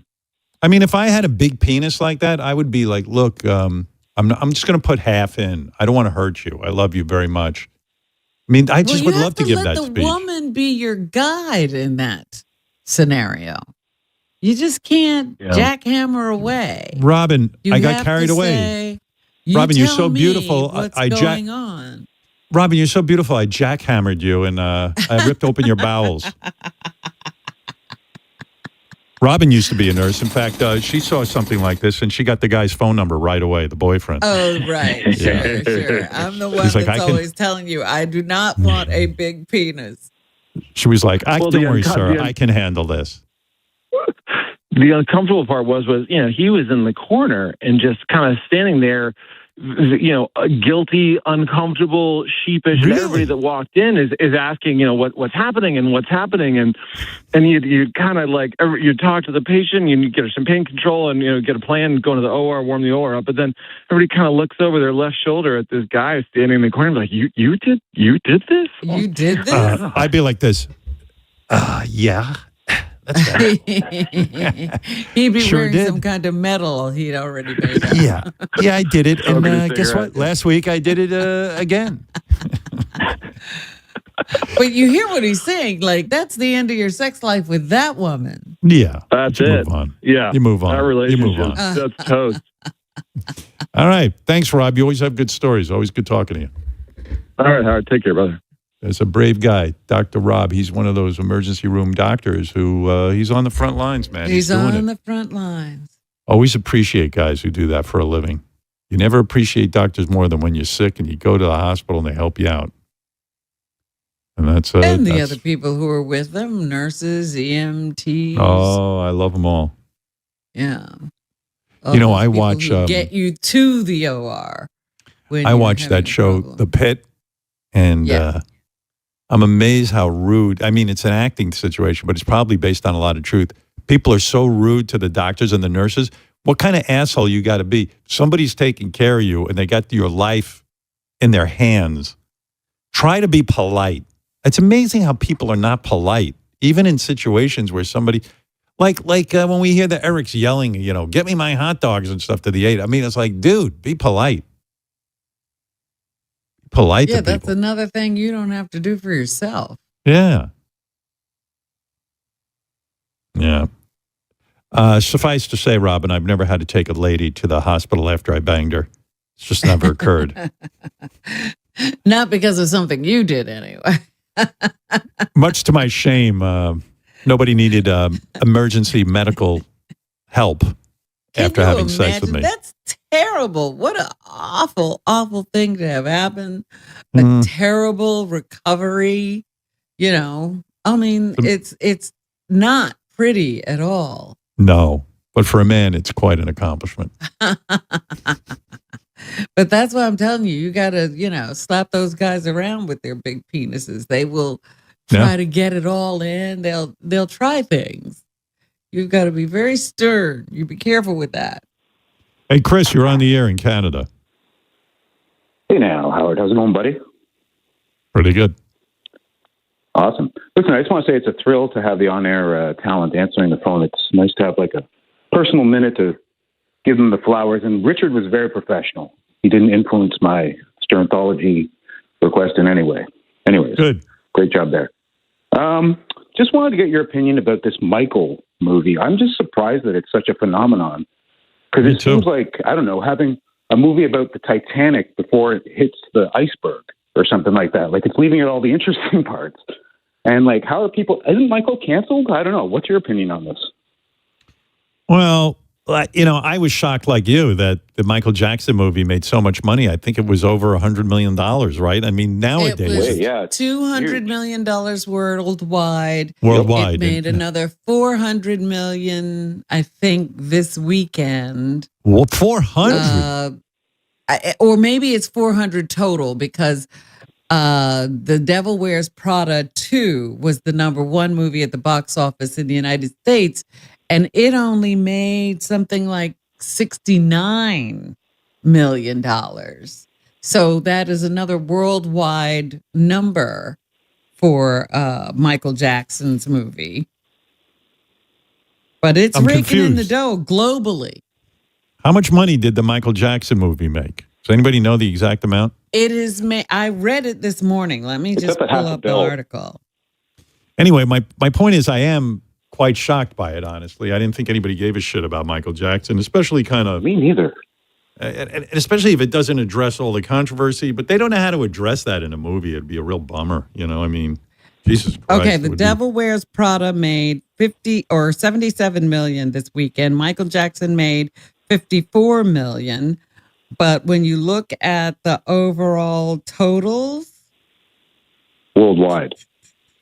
yeah. Jason, what do you got? It's 424 million worldwide for Yeah. the Michael Wow. Jackson movie. Yeah. Jesus Christ, that's amazing. Yeah, in like 2 weeks. So, Jason, Yeah. what do you make of that? Because to me, like, who's going to see that? yeah, I don't really understand. I was shocked by how big it was. And it just, I think it's Michael Jackson's nephew is playing Michael Jackson in the movie. And Yeah. you see him and Yes. that family on the red carpet. And it's just, they're still profiting off his talent. And I don't know how his victims feel. The whole thing is just creepy to me. I don't know who's excited to go see that. Yeah, me neither. I don't. Do you know one you person who do went to see have that? a Not one. dilemma. Like, people are telling you, oh, it's interesting to watch. And you go, well, but it's Michael Jackson. And, he has that. But what I noticed when Michael Jackson died, it was like, hey, we can play the music again. And so immediately the music was back on the radio. Oh, yeah, because he didn't have the stigma, because he couldn't allegedly hurt he anybody couldn't do anymore. anything Yeah, right. anymore. There couldn't be any more allegations. Now we can play the music. Yeah, wow. All right, Chris. Well, I'm with you guys. Yeah, thanks. But I just don't know who's going to see this because I was the biggest Michael Jackson fan, and I have no interest in seeing this. So maybe my mystery. I mom's guess going. I don't have my finger on the pulse. My mom always surprised me sometimes. Like I'd be talking to my mother, and she'd go, like I remember years ago, my mother said to me, I don't know, the name Michael Jackson came up, and it was at the height of like those allegations and everything, and she goes, "Oh, please, I don't believe that for a minute." And I was like, she "What?" was an unbeliever. She was an unbeliever. She goes, I don't think Michael Jackson would ever hurt a child. I go, I mean, and I was shocked because I didn't think my mom even had an opinion on stuff like that. Like my mom has had, thanks, Chris. I'm going to hang up on you and Yeah, love you, continue, man. Cheers, bye. Love you too. Bye. My mom would always shock me. Like I remember at the height of when Monica Lewinsky was in the news with Bill Clinton. Uh-huh. And Bill had been, testifying, and he said, I did not have sex with that woman. And I remember thinking, well, she blew you. And I remember my mother said, listen, oral sex is not sex. Like I go, Mom, what are you saying? What are you saying? If he puts the penis in the mouth, it's not sex. He's right. So she knew what oral sex was. My mother? Yeah, my mother knows what oral sex is, and she just says it's not sex. It's not. And then it's just like with Michael Jackson, like out of the blue, she had like a very strong opinion about it. She said to me, I don't believe Michael Jackson for a minute would ever hurt a child. I go, Mom, what? Like, what? Well, I mean, it would have what? been all right with her if your dad had oral sex. Yeah, I guess so. I don't know. That's what I mean, no, it probably would not have been all right, but she somehow classifies. And I'm like, Mom, have you blown a ton of guys and I don't know about this? Or what is going on here? My mom's pretty old and she's toward the end. I wonder if I couldn't make some inquiries and find out like why she said that. But she probably wouldn't have to remember. Yell awful loud to get those questions. Yeah, that might not go over well where she lives. Mom, one time when I was a child, when I was younger, you said to me that oral sex is not sex. What? You said oral sex is not. When did I say that? When, the whole President Clinton thing, Monica Lewinsky. What? I never said that. You said oral. I'm telling you said oral sex. And you also said Michael Jackson would never hurt a child. I never said that. What would I know about Michael Jackson? But she has very strong opinions about stuff that I never would expect that would be on her radar, Mm. Yeah, it's just weird. Mike Trainer can explain why the Michael Jackson movie didn't show any of the sex allegations. Yeah, because I think the family made it or something. They ended it 5 years before the first allegations came out. That's how. Actually, if I was going to watch that movie, I wouldn't want to see those allegations. I just want to see the parts where, Michael's creating the music and stuff. Hey, Mike. Hey, what's up? So what happened was this movie was supposed to come out last year, and it was apparently built entirely around these allegations. And they didn't realize the Michael Jackson estate had a settlement with the victims, one of the victims that said they would never depict it in a movie ever. So they were like legally unable to put out the movie that they made. So they had to reshoot it. And so now I think it barely mentions or doesn't mention at all any of those things. I haven't seen it yet, but I thought that was funny. You'd think they would double check that type of thing before they start to make a major motion picture. But they didn't realize. Shit. Yeah. That's fucking interesting, man. Yeah. So you mean the victims? So of, because one person can't be mentioned? What I read was that they reached a settlement with one of the boys while he was alive, saying it would never be in a movie, and I guess they forgot about that. Oh, wow. And apparently the whole movie was structured around it originally. Originally, it like all is like, oh, am I going to be guilty? And then at the end, he's not guilty, and it's a big win, and that's like what the whole movie's about. But they had to shave all that away and just do. Well, Mike, if I had been taken over by Michael Jackson, I wouldn't want it in the movie either. I mean, yeah. Hey, this is the good part. This is where Howard Stern goes to visit Michael Jackson, and Michael Jackson jumps him. Let me go see my molestation again. That should have been in there. Yeah, can you believe Michael Jackson was able to beat up Howard Stern and pull his pants off and have his way with him? Your real story of meeting him should have been in there, the one you describe in your book. Yeah. I know. That was a good story. Yeah. That was a good story. Oh, my God. They were pissed when I wrote about that. I guess no one told me not to. So there you go. They forgot to stop you. It was a really weird thing meeting Michael Jackson, to tell you the truth, because it's Michael how Jackson. Could it not be weird? I mean, it was weird. I mean, he was so strange looking, and the nose was falling strange. off. Yeah.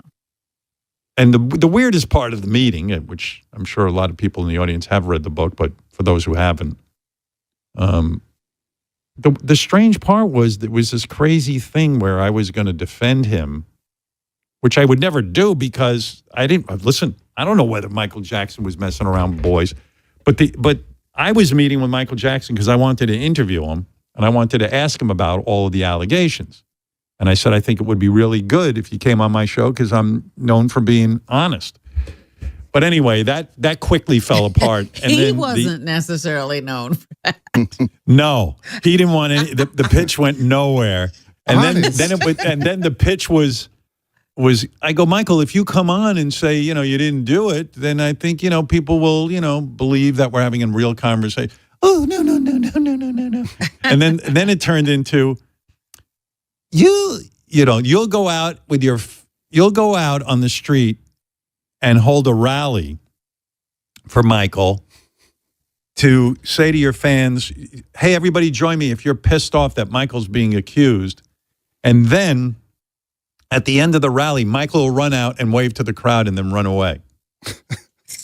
I go, so I look at my agent. Positive. I go, dude, check for cameras. I'm pretty sure this is a goof. Sacha Baron Cohen's going to pop out next. Yeah. I'm being punked. Yeah. I don't know if that would have helped. I sort of dug sitting there with Michael Jackson, though. It was like for the first time in my life, I wasn't the weirdest looking person in the room. I felt pretty normal.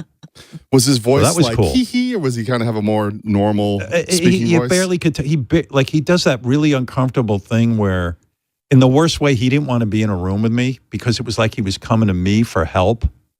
And so for him to have a meeting with me, like in private, he was desperate. He was fucking desperate because, dude, Michael Jackson doesn't want to meet with me. And so we're sitting there and then I'm trying to get some kind of rapport with him. That was my move to try to get him to come on the show and answer all the questions that I had. And so, I'm like, hey, how you doing, Michael? And he's just like, He doesn't say a word. He just stares at you. Wasn't friendly, wasn't. No. He just kind of sits there like literally like a guy in a coma. And then I said, I've told this story before, but my whole strategy was I'll mention Deepak Chopra because I was a transcendental meditator and I heard Michael Jackson had learned to meditate. So I said to him, like there was a lull in the conversation, barely a conversation. And I go, I'm desperate here to connect with this guy because I got to get him to come on the show. And I got a shot here. So I go, hey, I understand you're a meditator, Deepak Chopra. Just like that. That's exactly what I said.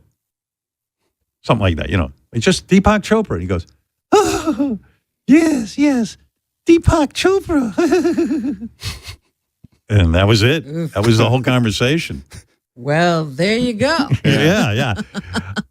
He really had the gift for gab. Maybe it's for the best he didn't come on. Yeah, it would have been a disaster. Can you imagine if like I was like gullible or stupid? I would have like said to the fans at that point, "Come, let's rally for Michael Jackson and go out on the street." First of all, it would have been like that PGA tournament this weekend. It would have been 3 people show up for that fucking for that rally. Hey, all fans who for Michael Jackson, come on, let's go rally for Michael. Like, think about that. He did. How many people would have shown? Big draw, like 5 people would have shown up. High Pitch Eric, Marianne, and you have to Bobo. remember Howard was talking on his airwaves to his audience. Yeah. Who's showing up for Michael Jackson? Yeah, I mean, my audience doesn't even give a shit about Michael Jackson. So, anyway, yeah, I tried, and then when those guys pitched me their idea of me taking to the streets and holding a rally for Michael, and I go, wait, and then Michael's going to show up, and then I'm going to interview him, and they go, no, like Michael will just wave and then run away. And I went, that doesn't sound like a big payoff for all the work I got to do. I can ruin my credibility. So, and then I told you, he went and booked an appearance with Diane Sawyer after I presented him with the idea of, having an interview. So they didn't even give me the interview. It's like, I go, oh, great, I put in all this time with Michael Jackson. And then he runs to Diane Sawyer. Yeah. She didn't probably have to spend that much time with him. And he was very cordial and talkative with her. Yeah. I go, dude, you got to talk to my audience. That's who you got to talk to. But he wasn't buying any of it. And he was he was out of it. Really, there were so many different Michael Jacksons. Because if you listen to interviews with Chris Tucker about being with Michael, there's a guy there. Right. If you listen to Eddie Murphy talk about hanging out with Michael Jackson, there's a guy there. Right. Yeah, if he But wants to. Not everybody gets Michael. Right. Yeah. If he thinks you're cool like Eddie Murphy and stuff, he'll put out some personality. Oh, Eddie. Yeah. If you think you're cool, or if you're a little boy, those are the two. Yeah, well, with me, it was just like, boys too. I'm no clairvoyant, but I could tell Michael Jackson would just want to get the fuck out of that room with me. Like, he was not interested in talking to me. It was like somebody forced him into that room because they were like, Michael, it'd be really good for you to go on Howard Stern and get his support. And he was kind of desperate. But he really wasn't convinced at all. No, I tried. My agent was sitting with me. I think he was in shock. He was just like sitting there like, what the fuck is this going on? And Don thought he could talk to anybody. No, Don did try, but Jesus, none of us could get through to Michael. Michael was not having it. He just sat there staring. He didn't even really kind of look at us. It was kind of like when somebody just is looking off into space. And yeah. Yes, Deepak. I was like, okay, I gave you my best shot, dude. I'm struggling here. Well, maybe I don't know. Yeah. I don't know. Maybe he's fluffed up before people get Michael. You got to tell him he's a genius and he's the king. Yeah, of I didn't do pop any of that. I didn't do any of that. I'd only go so far for the interview. I wasn't going to grovel. It starts with groveling, yes. Yeah. You want a I got a phony phone call here I could play. Let me say hi to my girlfriend, Marianne from Brooklyn. Hey, Marianne. Hi, my boyfriend. I love you so much. Robin, you were right to pick just the vomit guy because look what happened to that woman in the hospital. How would you, the Hulk Hogan documentary is fantastic. And he's had such a light. And they put a clip from your show from K-Rock when you had the whole family on, Howard.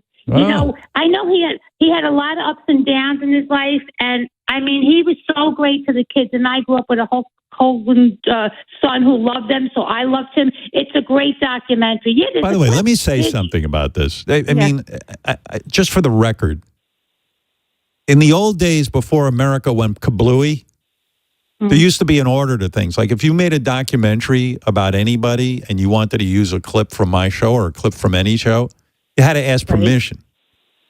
Well, that's now no one does that I didn't know anymore. if you gave permission. I wasn't sure. No, no one does. No, I mean, it's not that I wouldn't. see clips of you interviewing people in documentaries all the time.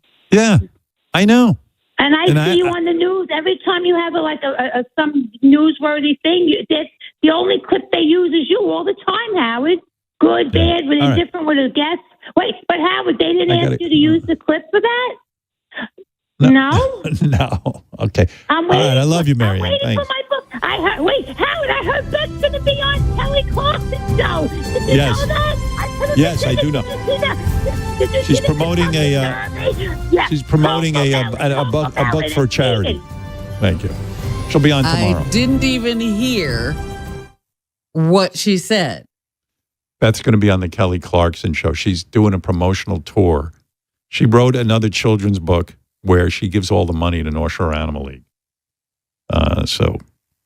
Well, Marianne has to realize she is not a good promoter when she's screaming so loud you can't make out what she's saying. Okay, I missed Earth Day. The guys put this together on Earth Day, and they were quite upset with me that I didn't get to it. Earth Day was April 22nd, and so in honor of Earth Day, the guys made a phony phone call to a pizza place. Oh. Yeah. Pizza places were honoring Earth Day? No. Absolutely not. Earth Day was 2 weeks ago. So the guys called the pizza shop as a kooky environmentalist and annoyed them with questions about being earth-friendly with the pizza. And the pizza guy just got annoyed. I forgot to play it. So here, in honor of Earth Day, 2 weeks later, is an environmentalist. You follow? An environmentalist who wants an earth-friendly pizza. Okay. And you know, pizza guys have a lot of time for this bullshit. Sure. Which pizza can I help you? Hi, happy Earth Month. Are you an earth-friendly pizza place? Sure, we love the earth here. Oh, that's amazing. Do you have plant-based pepperonis? Do I have what? You want to know if the pepperoni's made out of plants? Yes, sir. And are they carbon neutral? Well, I don't even know what carbon neutral means. What is that? If you don't know for sure, you could just tell me what are your carbon offsets, give or take? What is a carbon offset? May I ask, are your garlic nuts humanely raised? Oh my God! Oh yeah, it's wonderful. They run wild throughout the back. Oh, it's just garlic frolicking all over the place. Oh, that's so wonderful to hear. And do you have free-range gelato? Vegan gelato? Vegan gelato. Gelato is made with milk and eggs. What the hell is wrong with you? Oh, well then I'll skip the gelato. Don't give two shits about it whatsoever. Oh, see, now you're sounding like a climate denier, are you? Oh my God, Jesus Christ, help me so much. No, I believe the climate exists. I see it when I go outside. I don't even want to get into it with you. I don't give a shit. Oh, so then... You want to eat or you don't want to eat? You're holding me up over here. Oh, very What is wrong with you? What was that? You want some food. I definitely want some food. I'm just concerned now that I'm getting very upset. You're not an earth-friendly pizza place at all. Yeah, well, life sucks. What are you going to do? I'm sensing a real hostility towards our great Mother Earth. Really? You're ahead of your fucking class, aren't you? And it's not towards Mother Earth, it's towards your dopey ass. So take your shit and move on. Oh, I just realized that this 2-minute phone call has generated roughly 100 grams of CO2. Go chew on some grass, you fucking wacko. We should both commit to planting a tree when we hang up. Can I count on you, sir? Oh, my God in heaven. You crazy fuck. Yeah. That guy was great. Yeah. For some reason, we bust the balls of pizza guys because Sal worked in a pizza place. His dad owned a pizza place. So I think that's where that all comes from. He knows where a good call can come from. Yeah, he knows pizza guys are the guys to call. By the way, I do want to mention that Ronnie, the limo driver, barely has a voice this morning, just so you know. What did he do this weekend? He had a huge weekend. It was his beautiful wife's birthday. He celebrated for 3 days straight and was up late, probably having lots of sex and weed. And I guess he burned out. And yelling. Yelling. He still yells. I don't know why. Why do you yell so much when you get excited, huh? No, dude, there was no yelling. It was just that a lot of late nights and, not getting enough sleep, God bless you. I don't know how you do it, dude. I can't have one late night. It kills me. I can't do it. We did 3 in a row. It was nuts. Give me the itinerary, if you don't mind. What was all the birthday celebrating? It started Friday night. Joe the cop came here with his wife, so we were hanging out with him. Yeah. You patched things up with Joe? I thought you guys were in bed. Oh, that was bullshit? Oh. No. You and Joe are in good shape? Always. Oh, okay. Well, nice. I thought there was a vibe like Joe's not coming to see you. He doesn't call you anymore. I thought there was a whole thing. No. Joe's he's just not a contact, good contact person. He doesn't contact a lot, but when he does, it's a lot of fun. We had it was amazing. It was a great weekend. What'd you do? Give me the rundown. Strip Friday night, we went to this steakhouse in Vegas that's been around for like 70 years, the Golden Steer. You eat steak? No, I had crab cakes. Nice. And then we hung out. We went to a club afterwards and just had some drinks. What's a club? Like a strip club? No, like a lounge club. That's fun for you, huh? So somebody's singing or something. Yeah, well, they play music, and you just sit there, nice couches and stuff, and you order drinks and you hang out, just bullshit. You almost sound like you're slurring your words. I think you got really fucked up this weekend. Yeah, a little bit, and then Saturday night. Wait a second, you're at this club. How late do you stay at this club on Friday night? Friday night we got home about 3 o'clock, 2:30, something like that. And what time was dinner? 8? Yeah, it was a late dinner. We got there like 8:45.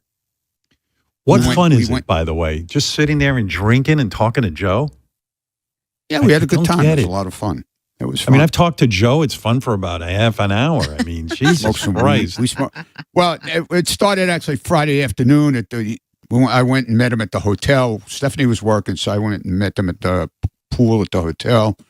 We had a few drinks over there, and then Stephanie came by, and then we went home and changed, and then came back and met them again. And what do you mean by drinking? How much drinking are you doing by the pool? What do you drink? Like a drink or two. That was it. What do you have? My usual gin and tonic. In the afternoon, you have the gin and tonic. Yeah. And then what? Stephanie's hanging out in a bathing suit by the pool? No. She came after work. Oh. She was working, and she came after work, and then we went home and changed, and then we went out to dinner with them. And how many times did you bang her on Friday? Just Friday night when we got home. At 3 a.m? Yeah. God bless you. God bless you. And Joe's up for all this staying up too. I'm shocked. Yeah. And then I don't know how people do it, especially at Ronnie's age. I don't get it. Saturday we left the house around 4 o'clock and met them. Ooh. And we went to the Fontainebleau, to the bar there, and hung out for a couple hours. Jesus, and then we went to see Duran Duran, which is but pretty wait a second. cool. But back up a second. Right. When you go to the bar for like a couple of hours, right? That's it's just sitting at the bar and drinking, right, for a couple of hours. No, we sat in like the lounge part of the bar. We didn't sit at the actual bar. Right. Okay. You sit in the lounge and what? You just talk and stuff. Yeah, just joking and having fun. And you drinking. And how many drinks do you have? Yeah. Well, I mean, it's unbelievable. No, I only had like 2. And then we went out, we snuck outside before the concert. We smoked some weed. And then we went to the Duran. This guy's unbelievable. The Constitution on this Ronnie. We went to the Duran Duran concert. Yeah. And then We Was went that to any this good? late. It was great. Actually, it was really good. Really, really good. Mm-hmm. Right. I was stoned out of my brain. I thought I didn't even know where I was half the time, so it was really good. And then It was really good. then we went to this like 50s diner afterwards, Yeah. and it had like a whole late night dinner. And When you go to a diner in Vegas, like late night, do you have to make a reservation, or is it No. like do you have to stand in we line, just or went- you get right no, in? we got in. We waited like 10 minutes for a table. It wasn't bad. And Ron, all the weed and the drinking doesn't make you tired. I mean, you're Yeah, well, you're I'm fine. exhausted today. Today I'm fucked up. But what about that night? Were you really tired? No, it was cool. We came home and did the deal again, and then fucking hey, and then you and fucked. then You fucked after. What time of the night was that? Or in the Also, morning? It was like 2 in the morning. And they started If at I- 4, you have to remember. Yeah. Robin, if I lived like Ronnie for one day, I'd have to be intubated. I mean, I would be laid You'd out. be in a hospital. I'd be in a hospital, and I'm not joking. Like, I can't do anything. This guy is a medical miracle. I'm telling you. And you fucked Friday night at 3 in the morning, and you came home at 2 in the morning on Saturday Thursday night. Actually, this was a really great week. I mean, it was Tuesday night, Thursday night, Friday night, Saturday night, and last night. Wow. Jesus. Full Yeah, it on was rough. penetration with a boner. And you came each night. Oh, yeah. God bless you. We all did. I mean, we both did. I was going to Right. say, how many people in that bed? No, just the two. Ronnie loves to fuck. Like, if I was out till 2 in the morning, first of all, you'd have to put toothpicks in my eyes. And then if I came home, the last thing I'd want to do is fuck. I just would be like, oh my God, I just want to go to sleep. You know what it is, though? I'm neurotic. Like, I always think I'm going to get sick. Don't you worry about getting Right. sick? Dude, I'll tell you what, since I live here, and I'm not, being an asshole about it. Since I live here, I think I've had one cold. I'm not Wow. kidding. Except No for shit. like during COVID, I had COVID once, Right. But other than that, like I've been so fucking healthy as far as like colds and shit. But you don't go to yourself like, damn, I've been up till 2 in the morning, and then today I'm up till 3 in the morning. I'm going to get sick. I'm going to get sick. There's none of that No, dialogue going on. I don't think about that shit. Did you go out Sunday night? Yeah. So then yesterday we kind of chilled during the day. We stayed home, and I watched my NASCAR race, and then we met Joe and Teresa at about 4:30. We went for an early dinner. No And, fucking in the afternoon, though, right? You wait till the night. The night, yeah, because we're exhausted, Yeah. All right.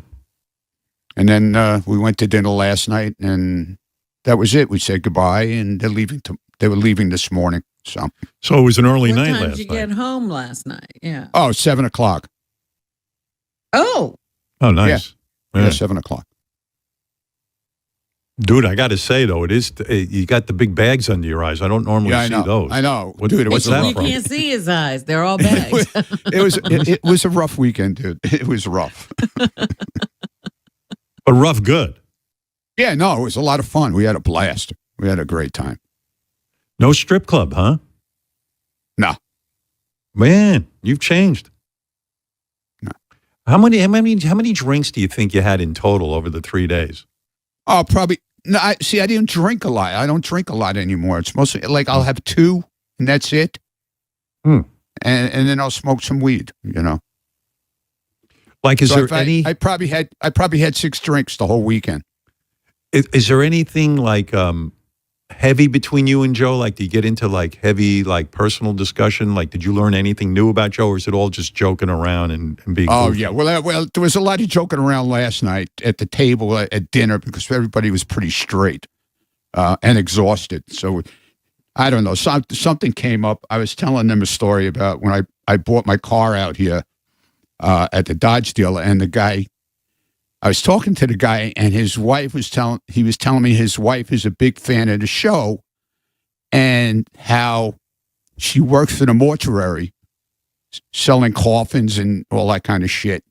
So that was who I wound up going to when I told you I made all the arrangements.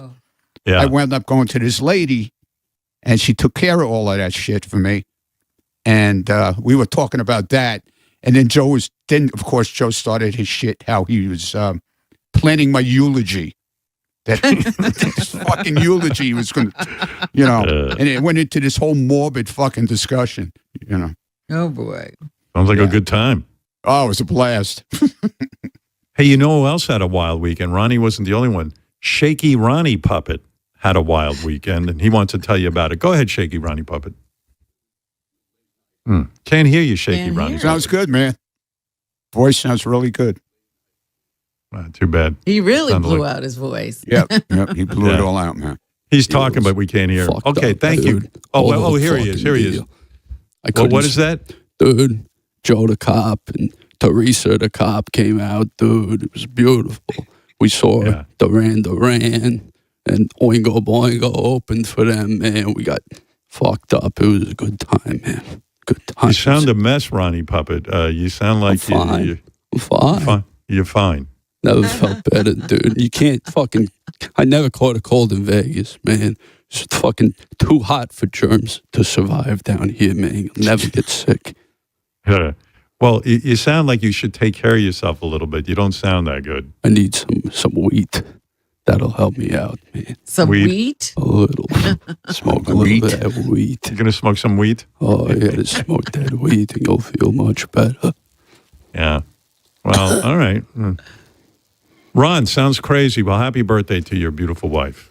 Thank What you. can I say? It was Nice fun to hear. time. Happy birthday, dude. Yeah, there you go. Well, I see by Mr. Clock on the wall, we've actually used up our allotted time. Oh. So many people on the phone. I feel terrible. Let me take one or two. We'll go into a little overtime here. Let me just see real quick. There's so many people in here. Jimmy the Juggalo. Jimmy the Juggalo Hey, in Howard. Philadelphia. My man, what's up? Hey now, what's going on? I'm the guy that got the Ralph tattoo a couple years ago, and I'm going to get a tattoo of you, and I'm curious if there's a certain picture of you that you would prefer I use. Because I know you hate the way you look. I would want to honor you, by picking a picture that He you wants like. a picture you approve. Well, I approve of my press photo picture. Somehow they've managed to make me look like a movie star. It's fucking awesome. There's no like airbrushing or anything, but they just got the right angle, and I look kind of handsome. So we can get you one of those if you want. Okay, that'd be perfect. Yeah. That'd be perfect. Hey, one more thing. I'm getting married this weekend. It's a Juggalo wedding, and Richard is officiating. Juggalo Yeah, wedding and Richard is officiating? Yeah, I heard about Yeah. this. I heard about it. Yeah, Richard. I think they hired Richard to be the officiator. So, all right, Jimmy. Yeah, it should be great, man. Congrats. Thanks, buddy. Jimmy the Juggalo. Appreciate it, man. You Love gotta you love guys. that You gotta love that Juggalo community. Let's just, hey, let's slap a Ralph picture on our bodies. Let's give me a Howard, whatever it is. These guys are up for Well, it. send the photo with the official there Yeah. who will be marrying this couple. Yeah, Richard, bring my beautiful press photo. You know which one I like. I look quite handsome in that one. Press photos are a tricky thing. They had to take millions of photos. They put the camera, they put the photographer on the moon, and then he shot me from above. It was in the Artemis when they set it up. Yeah. so they could get Just good as he angle. ricocheted from the back of the moon, they took a picture of me, and I look good. Crazy. Let me take one more here. Let me go to Scott. Hey, Scott, what up in Philadelphia, too? Another guy from Philadelphia is there. Scott. Hey, Howard, what's shaking? What do you say? Hey, there's been some talk about Botox in the asshole, recently, and I wanted to let you know I get Botox in my asshole because I have a condition. I'm not because I'm gay and I wanted to look pretty or anything, but about 4 years ago, I started getting this ridiculous pain in my taint area, and I went to the hospital. They took me overnight. I followed up with my urologist, and turns out I have male pelvic floor dysfunction. And really, the only thing that helps is this Botox treatment in my asshole. I got to get it every 3 months. It's wild. When you say Botox in your asshole, like how far into your asshole do they go? So it's not, they're not going like in the anus, you know what I mean? And poking around in there. They kind of go in the skin around, because it's like the muscles around your sphincter, if you know what I'm saying. Sure. But they give you like a nerve block to start on, and that hurts like a motherfucker. And then they shoot that Botox in there. It does take a couple weeks to go into effect, but otherwise, my life would be in this is anyone out there who's got this condition, or they feeling this like pain in their taint area, like go see somebody, because there is help. I mean, it involves getting a Botox in your asshole, but there's help. Nice. Well, we'll be Did there you to cover try it. rehab first? Because they have these pelvic floor specialists now. Yeah, Robin. It started with pelvic floor PT. I didn't even know I had a fucking pelvic floor, because you always hear about women, after giving birth, they give Samantha. Hey, shout out Samantha. But I didn't even know I had a pelvic floor, and it started. It's amazing. I wish Shatner would go over and visit my mom and say, "Hey, get out of that fucking bed. What's the matter with you? I'm the same age. I'm a little younger, but you can get out." Finally, I do want to say I'm sorry I didn't get to everyone on the phone. Tomorrow we'll get to lots more phone calls. Looking for some excitement on the Howard Stern channels this month? There's content for everyone this May. Give me that content. Yay! An interview and live performance from song parody legend Weird Al Yankovic. Hey! Consider yourself warned. And another comes on, and another comes on. Another one rides the bus. A Howard 101 all request special, picked by you, the fans. Hey, what's up, y'all? We're taking your requests right now. Who did? And correspondent Sam Fontana takes you deep inside a couple's pleasure class. What are you hoping to get out of class today? People hold their deepest stuff in their genital area. All this and more coming in May to the Howard Stern channels. Oh, yeah. My dad passed away unexpectedly at a stroke at 63. Of course, it was awful in every way, but we are very grateful that he had life insurance. So even after he was gone, he was still able to provide for us. And now I have a wife and 4 little kids. And that's why I have life insurance for my family. Ethos is the best place to go. They make it fast and easy to get covered. It's 100% online. There's no complicated process at all. There's no medical exam. Just a couple of health questions. You get a quote in seconds, and you can apply in minutes. You get covered the same day. You can get up to $3 million in coverage. And some policies are as low as $30 a month. And in 10 minutes, your family can be covered with life insurance. When it happens, your family's going to be very grateful you went to ethos.com. Get your free quote at ethos.com/quote. That's ethos.com/quote. Ethos.com/quote. Paid spokesperson. Time spent on application may vary. Online health questions required. Rates may vary. Sample rate 10-year life-term policy for 40-year-old healthy non-smoking male. Tired of the same old game night? Switch things up with Chumba Casino. Play over 200 free online social casino games. From classic slots and blackjack to exclusive in-house favorites you won't find anywhere else. However long you got, you can play your way. Anytime, anywhere. Make your next chill night a little more fun with Chumba Casino. Only available in permitted states. No purchase necessary. See terms and conditions for details. VGW Group. Void where prohibited by law. 21+. There was only one Richard Simmons. It's sweating time! Megastar, adored by millions. Then one day, he disappeared for a decade. Where in the world is Richard Simmons? Now, his closest family and friends speak out for the first time to Diane Sawyer. He had to be in a lot of pain. And what does Richard's live-in housekeeper, the last person to see him alive, now say happened behind closed doors? This is the first time I'm talking about this. The Mystery of Richard Simmons, a Diane Sawyer special, premieres Tuesday night on ABC and stream on Disney Plus and Hulu. Last year, over 2 million people called Morgan & Morgan in their time of need. I'm Matt Morgan of Morgan & Morgan. People often ask me, how much money do I have to pay you up front to be my personal lawyer? The answer is nothing. It's free unless we win. We have recovered billions in settlements and verdicts over the years. We have never taken a fee unless we've won the case.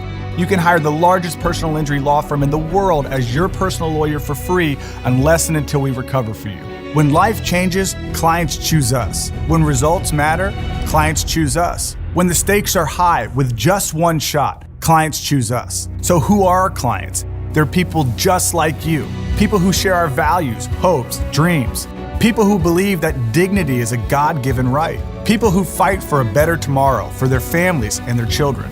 And when they needed a personal injury lawyer, who did they choose? Who would you choose in your time of need? Injured? Choose the injury law firm Ronnie Munn chose. Morgan & Morgan, America's largest injury law firm. From the archives, President Lyndon B. Johnson calling the tailor. I can send you a pair. I want them half an inch larger in the waist than they were before, except I want 2 or 3 inches of stuff left back in there so I can take them up. Another thing, the crotch down where your nuts hang is always a little too tight. So when you make them up, give me an inch from where the zipper ends back to my bunghole. The Howard Stern Show. On today's show, Howard catches up with an old friend. Oh yeah, you can milk anything with nipples. As we welcome writer, actor, director, and comedy royalty, Ben Stiller. I had dinner Saturday night with Ben Stiller. You actually got together. He went and picked up the tab, this guy, because nobody ever picks up a tab around him. Nobody. I'm telling you, I almost went into cardiac arrest. They almost had to revive me right at the table.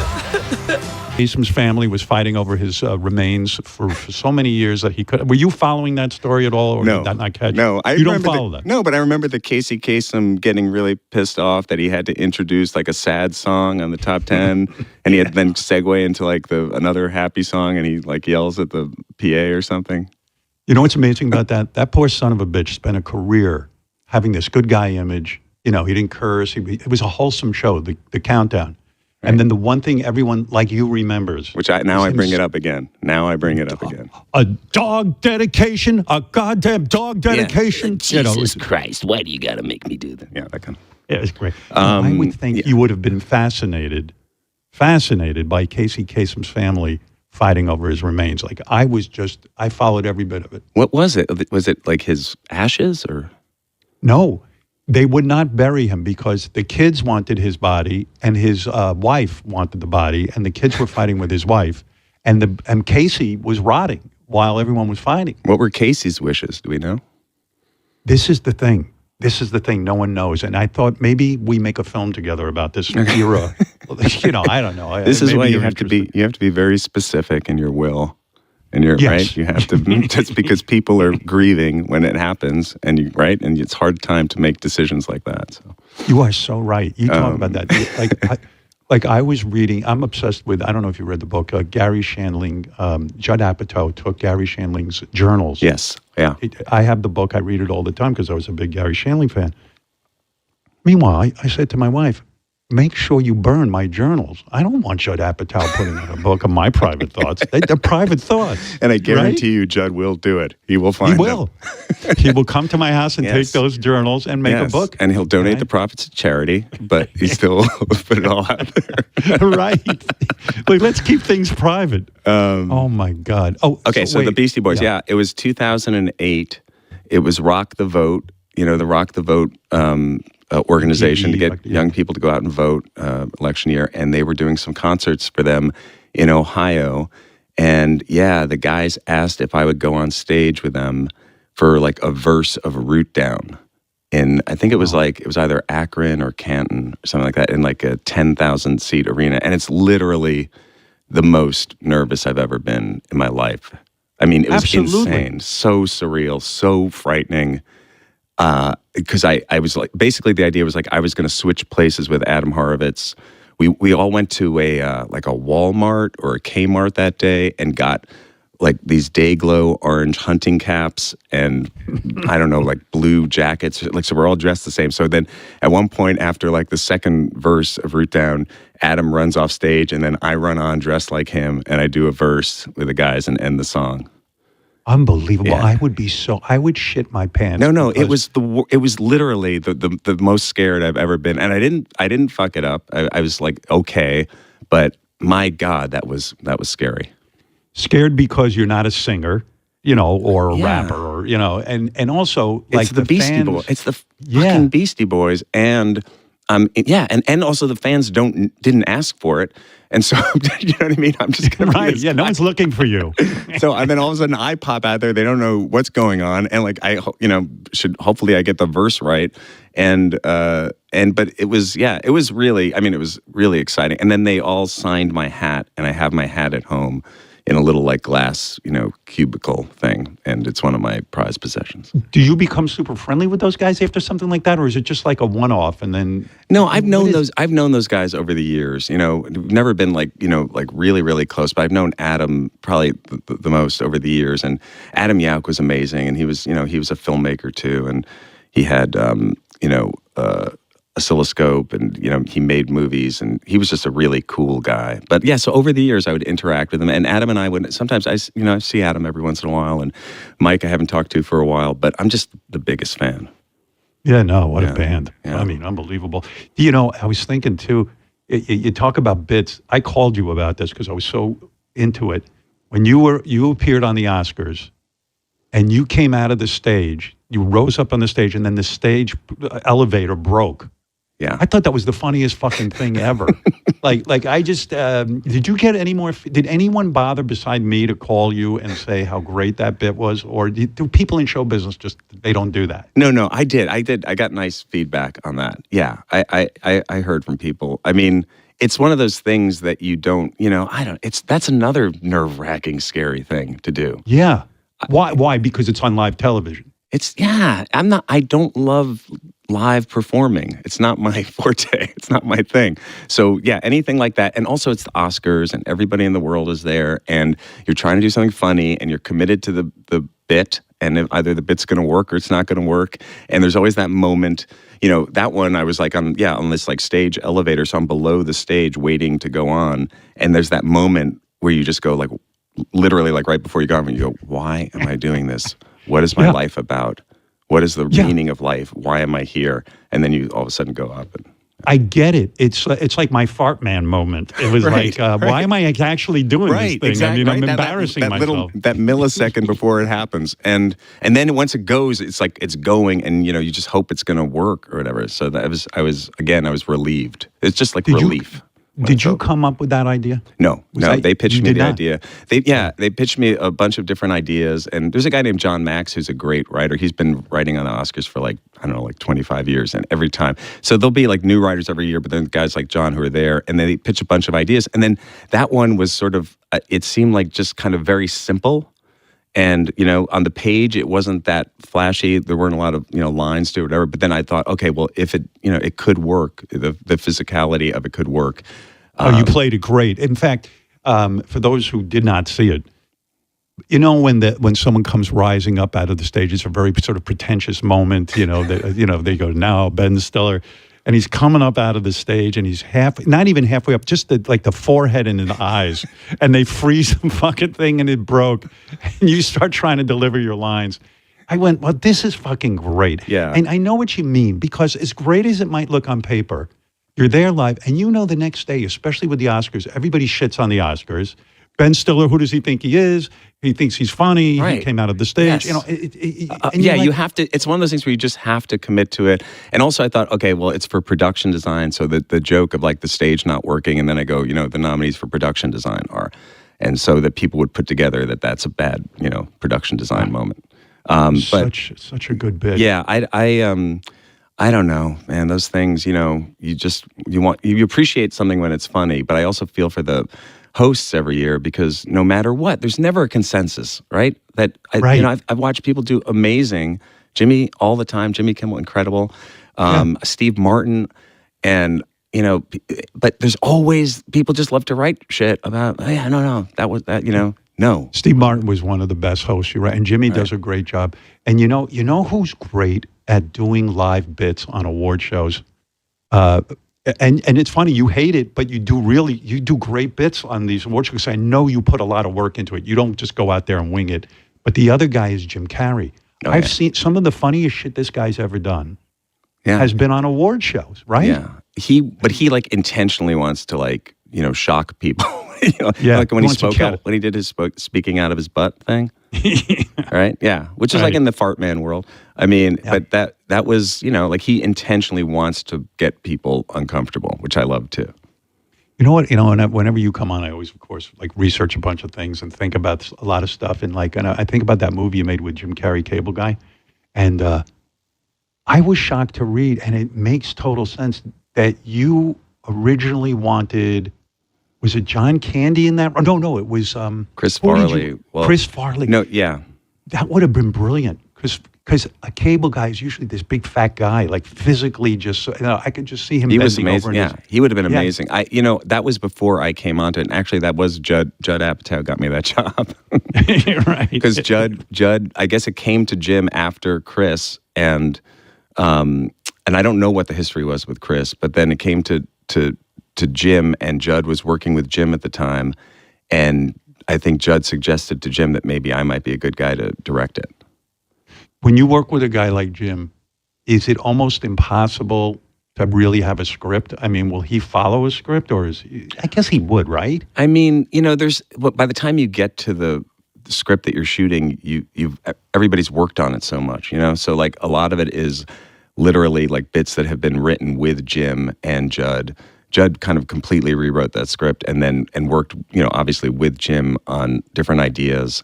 And Jim is constantly, coming up with ideas and pitching ideas.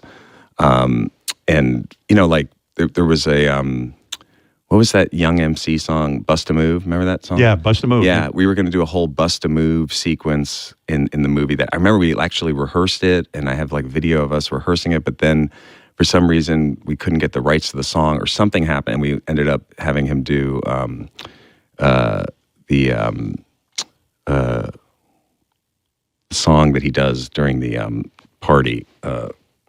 Anyway, but so it was like Jim's input is just like all over it. And then when you're shooting, Jim is like, you'll do like 30 takes, and every take will be different too. You in touch with him at all?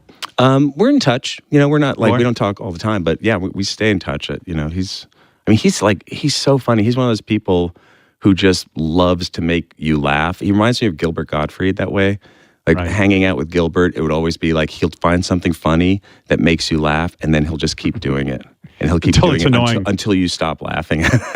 Until you stop laughing, and it gets annoying, and then he keeps going, and then it gets funny again. Yes, exactly. Don't you think Gilbert could have been a huge star? Like but you could not direct this guy. You could not tell him.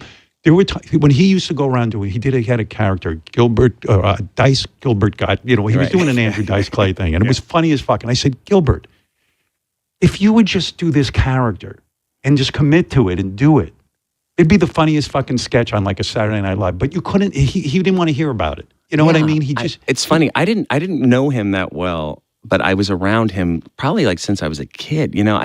I don't know how much older he was, but than I was. But like he always seemed like he was around from a young age, when I was hanging out with either like friends who were in comedy clubs, or even from back like hanging out with my parents in comedy clubs too.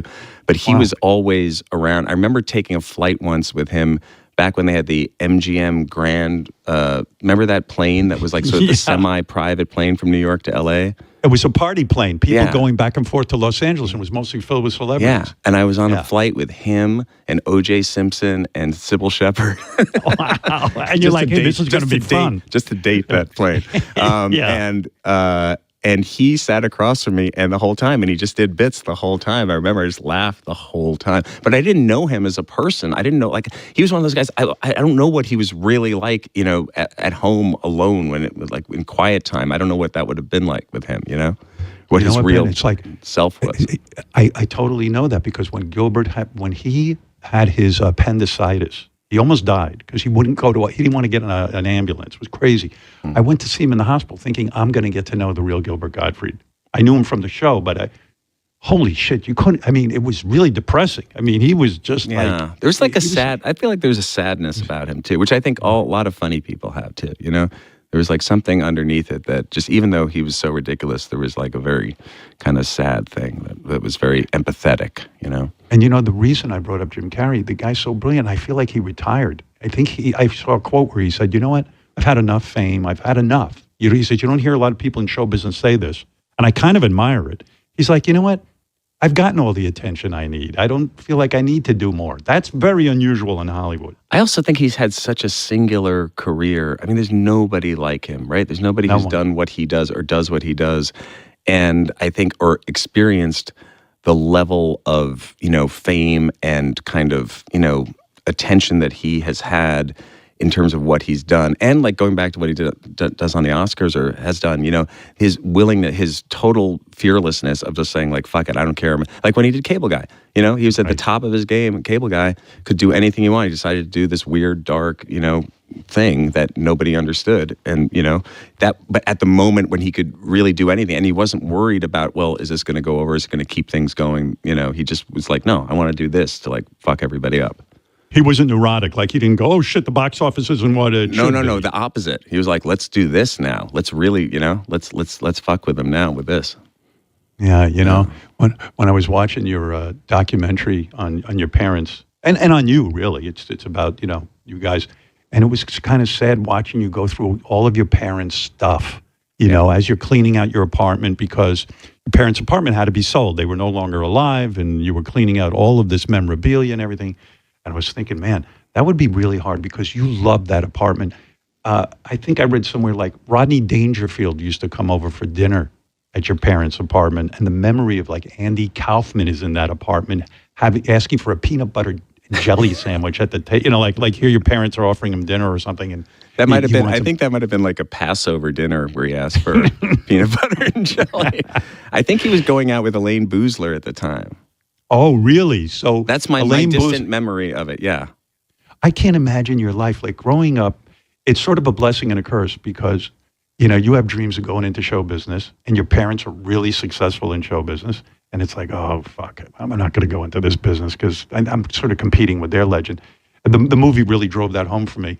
And then, but at the same point, you get this wonderful privilege of like, having dinner with Rodney Dangerfield, Was that weird for you? Like, was Rodney, because Rodney was an eccentric. I mean, he was just nuts. Yeah. I mean, I just remember him as a friend of my parents coming over. And, we didn't really know at that time that, like we weren't Rodney Dangerfield fans because we were kids. We didn't, know what that was. He just was like a friend of my folks who came over and, had a I have good memories of him. I actually had a meeting with him later on, when I first started working and directing, to direct, I think it was that movie Ladybugs. Remember he did that movie Ladybugs? Yeah, Ladybugs. Yeah. I think there was like Ladybugs 2.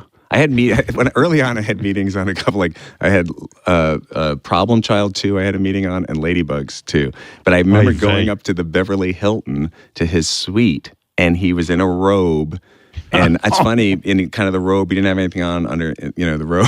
He was sitting across from me. And it's funny because I've had people tell me stories about my dad where they've seen my dad in his robe at the Y, or Gary was even telling me he used to see my dad naked on the payphone at the Businessmen's Club at the Y or whatever. But so I remember that, sitting across from Rodney and being like, wow, this is like a Hollywood meeting where he's in his robe and it's open and nothing weird happened. I know that's so true because I can't tell you how many people I've met who have had meetings with Rodney and they say, you see Rodney's balls, like the robe is open. Okay, yeah. I'm telling you, you're not the only one who ever said this.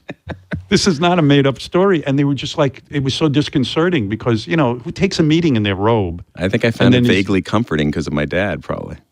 So at what point were they contacting you to direct like Ladybugs 2? Not even Ladybugs 1, but like where were you at in your career? This was like early 90s, and I had done that little stint on SNL, and then gone and done this MTV show, the sketch show, and then had come out to LA to develop the sketch show for HBO with Chris Albrecht, was the guy running HBO at the time. And we started developing it for HBO. And over the course of a couple of years, I was taking meetings with people and kind of this, young guy who directs and does comedy. And so that was the time before I'd actually gotten my show, I think, the show on the air on Fox, because the HBO thing then eventually went over to Fox. Oh, so this was really early on in your career. I'm surprised you had the sort of... the knowledge or whatever, or the self-confidence to reject the Ladybugs 2, because at that point in your career, just directing Rodney Dangerfield in anything. Right, sure. But you had the good sense to say, hey, this this shit. This is shit. No, You know what I mean? wasn't. No, I wasn't turning my nose at it. I was just basically. I don't know what happened with that. I don't know. Maybe it was just an instinct or something. But even like Problem Child 2 is the same thing. I remember being excited to meet on those things. It was very exciting to have a meeting with Rodney Dangerfield about directing him in something.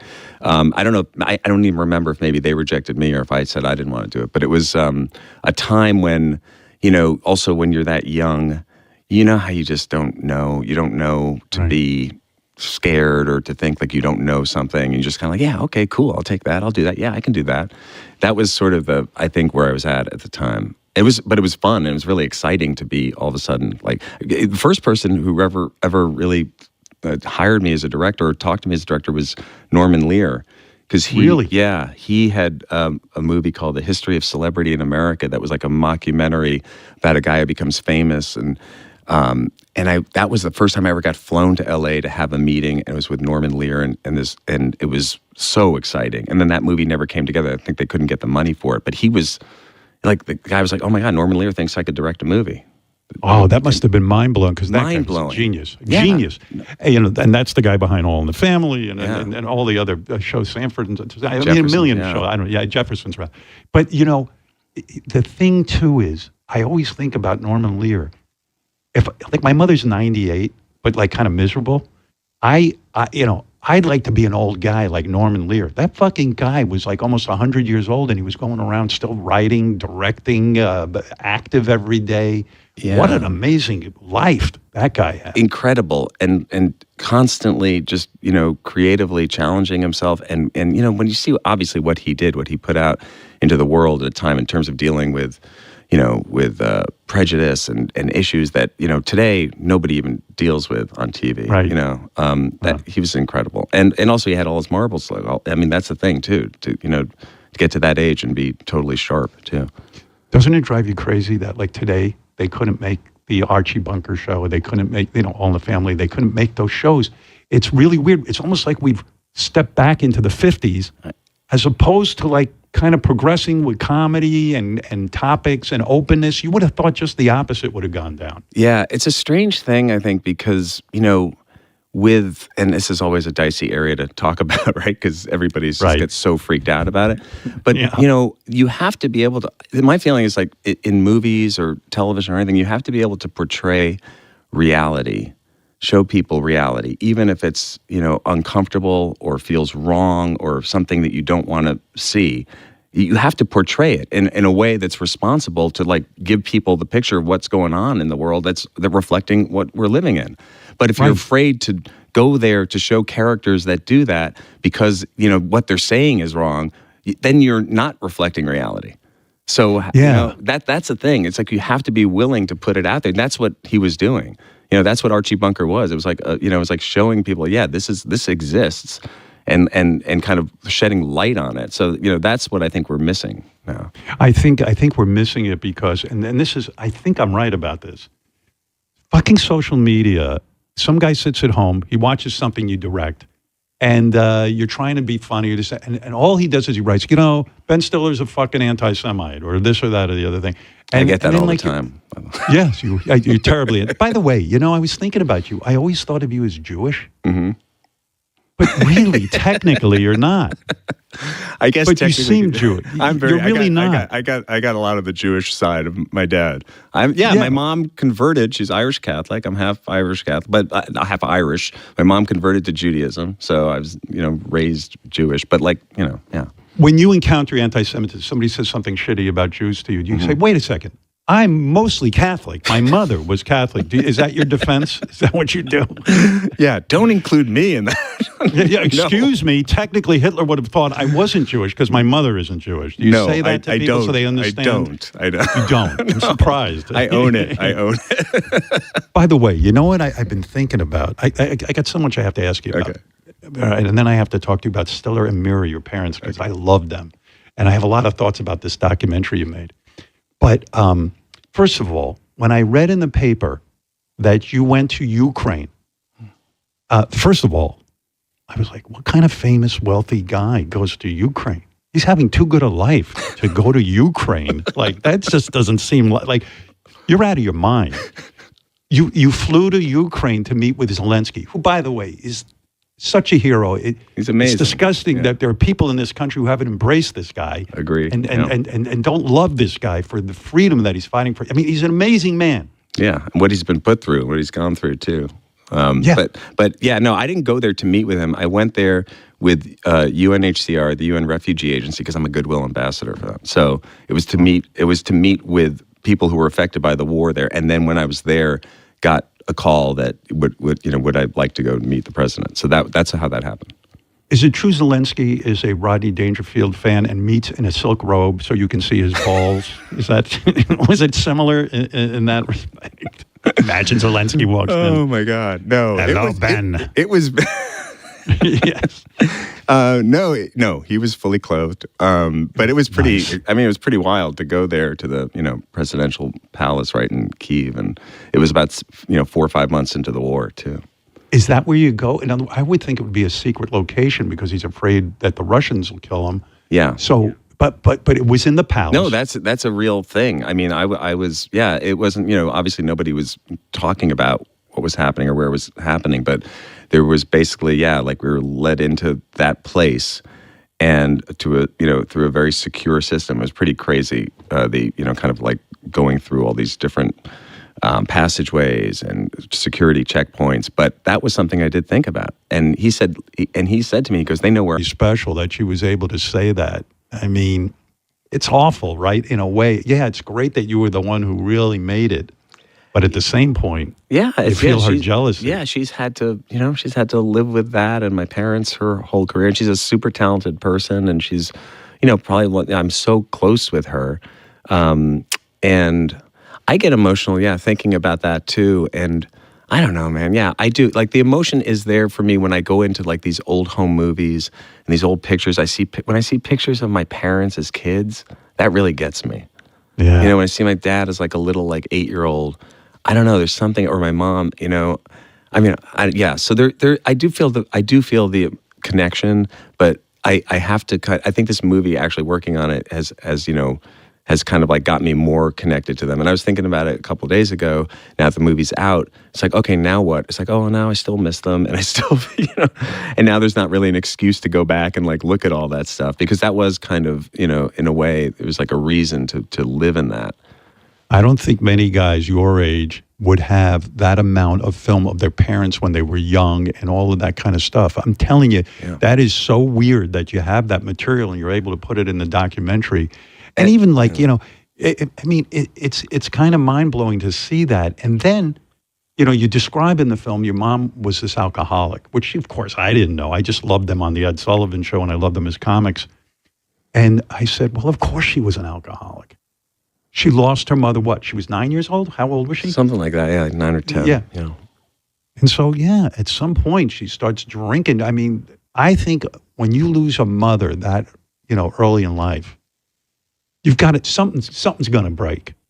Your mind is going to break at some point because you got to have that ache. I never had a mother. Yeah. I mean, she was an only child. It was, she was born in 1929. Nobody even ever identified depression or, they called it being blue. She would be blue, her mother, and Irish, Catholic family.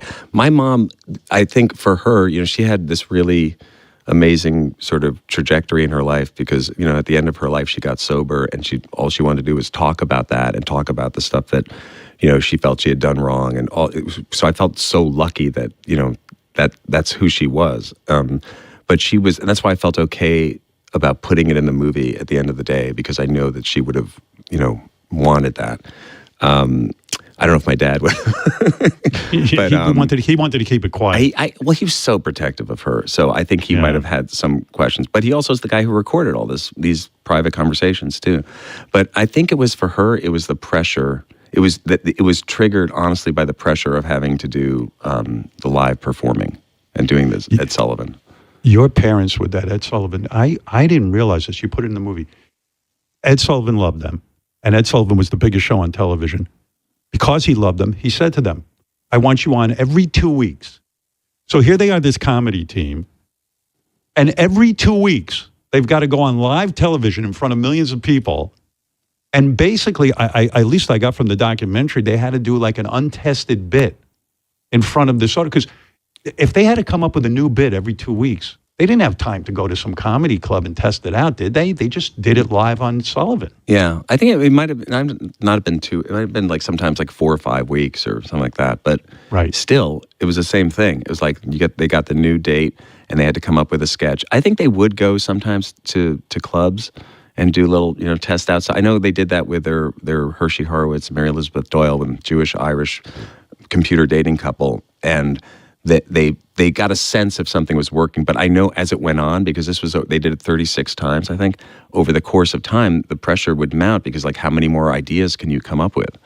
And my God, to have to go live in front of like whatever 30 million people, and then he had to invite you back again. And oh my God, the pressure! Yeah, talk about the pressure. You think the pressure got to your mother, and that's why she started to drink? Yeah, no, she would talk about it. Yeah, she did. Yeah, she would talk about it. And because she didn't love comedy. She Your was like, father okay, did, your mother did. My dad wanted to be Eddie Cantor, and who was this like comedian from the 20s, and like, he was like, I don't even know what he did, but he did a song called "Potatoes Are Cheaper." Do you know that? Yeah, he was a song and dance man, Eddie Cantor. My dad used to do his Eddie Cantor impression around the house. He'd go, "Potatoes are cheaper, tomatoes are cheaper. Now's the time to fall in love." And your mom, listen, she went along with this, but she didn't enjoy it. She hated the act. No, I think she resented not the act as much as just like that they had to do it, and that they had to do it to earn their supper, that they had to do it to keep things going. And it was their livelihood. So how big were they in comedy? Do you think, like it's really weird. I was talking to a dude the other day, and he's like in his late 80s. And I said, oh, Ben Stiller's coming on. Do you know, I said, I'm going to talk to him about Stiller and Meara. They were so huge. And this guy didn't even know of Stiller and Meara. And I went, to me, they were one of the biggest comedy acts in the business. Yeah, I don't know. It's hard, to contextualize for me, because I know in that era, like late 60s, early 70s, there are a lot of, it's interesting, the guy's in his 80s. You didn't know? Yeah. Because, I mean, I don't know. Like, for me, obviously, people who are like, under my age, probably a lot of them don't know they did that act, And, right. But, it was a time when Mike and Elaine were happening too. And then, George Carlin and a lot of, like comedy was going through this sort of evolution too. And what they did was kind of I wouldn't say it was old fashioned. But it was very kind of emotional and kind of had, a story. Each sketch had a story, and they were kind of like these. I always thought there was like a little sadness there in their sketches too. Kind of melancholy. And I think taste changed as the the late 60s and 70s evolved, and comedy became much more political and things. And they were never that. It was amazing to me too, because when I'm watching some of their old like stand up, and I'm thinking, well, geez, it was shocking to people that it was a Jew married to a Catholic woman, and that was their act. Like, basically, it was shocking material that these two were married. And, your dad didn't look like he belonged with her. Like, it was like he was invited to the wrong party. Exactly, shorter than her. She's like, yeah. There's a clip in it in the doc where Johnny Carson goes, they're married. He's Jewish and she's Irish, for real. Yeah, whoa. Yeah. Can you believe it? Yeah. I mean, but that was a big deal. Yeah. And I don't know what you would compare that to now, in terms of material, but like it was a big deal. And people were, that actually was though what became the most successful thing for them, that they were willing to kind of go to that place where they didn't know if that would work and it might turn some people off. Yeah, was your mother one of those secret drinkers? Like you didn't really know what was going on? Were you just confused by it all? She was she would just, it would just be sort of, there were some incidents that happened, but it was basically at night, just kind of like, closing the door, and maybe she'd have a drink or something at night. And it was just sort of like more unavailable, I think the thing that I talked about a lot with my parents too, over the years that we all talked about was the not acknowledging it, because, my dad didn't know how to deal with it. And he was trying to do, I think, the best he could at the time, because he was trying to manage this act and also his marriage, and feeling this, resentment from her that she wasn't, didn't love doing it, but yet she understood they had to do it. So that was like the interpersonal stuff. It was never really talked about with us as kids until like later we went to family therapy a little, which was, interesting. But, and then it got aired out as we got older, which I'm, again, so grateful for. But at the time, it was that thing that you didn't kind of know. So you felt a little bit, I think, as a lot of kids in a marriage that, if there's an alcoholic, you feel at sea, Pretty progressive of your parents to put you all in family therapy. They were doing my family, that wouldn't happen. Well, that was the other thing. They were, or no, really, yeah. My parents were doing EST. Do you remember EST? Oh, yeah, sure. Yeah, and they sent us to EST. EST was Earhart Seminars Training. It was a self-actualization thing where you go for 2 weekends in a hotel room. They did that movie Semi-Tough in the 70s, did a parody of it, I think. But it was basically like, this trainer would get these people in a room and like break down their defenses. But then they had a children's training. Oh, great. They sent Amy and I to. And I went to the children's training when I was like 10, which was just so weird. So yeah, they were doing, and my dad did some like, what was that, like therapy where you like would have like, you'd hit stuff like I remember there was, you'd let out all your anger and scream. It was like a scream therapy. Yeah, which he needed. You did that? Yeah. No, my dad did it. Okay. Yeah, and they would do it, but then also at the same time, this other stuff was going on that we weren't talking about. So there were a lot of, it was kind of this crazy sort of like mixed messages going on. But then again, as I said, it evolved. And then when my mom got sober, that was became for her, it was very important to talk about that stuff. And my dad still, even then, had trouble talking about it, which was interesting, I think about your dad. He was so great and such a funny guy. And thank God he got the Seinfeld show toward the end of his life because, in a way, when Stiller and Mira broke up, they, it was and you show it in the film, they started doing Love Boats and all that kind of shit. And then all of a sudden, I'm sure your father felt despair. He's like, oh, fuck, I love show business so much and I don't know where I stand in this whole thing. And then he got on Seinfeld and he had this whole revival and it's just so great that happened for him. Yeah. Really great. It was amazing. It was amazing because I also think it was his sort of dream of, doing it on his own too. Being funny on his own because he knew he had that thing with my mom, but really his dream was always to be a guy who could be a stand-up comedian on his own. And he just they both loved to work and loved the camaraderie. That's one of the things I really got from those, the camaraderie of working with fellow actors. He loved going to that show. My mom loved doing whatever it was she was on, whatever show she was doing. She just loved being a part of something. And for him, that was the great. And it took pressure off my mom too, I think, at that point, because she could, saw that he was happy and she could do her thing. I was surprised you brought up your own marriage. You didn't have to go there, but you did. And you said, hey, there was a point. I was fascinated by it too. You didn't dwell on it. But you said there was a period of time where you and Christine broke up, which I wasn't even really that aware of, honestly, because, I've gone to dinner with you guys. I just thought you guys just always had it all together. But there was a period of time where you guys broke up, and I was thinking, and then you said something about that you started drinking or your drinking got out of control or something. And I was like, well, I never think of Ben that way. Yeah, no. I had a moment where because I stopped drinking 7 years ago. And around that time, because I felt that was important for me, just to when I was going through a lot, and at that time, and our relationship, it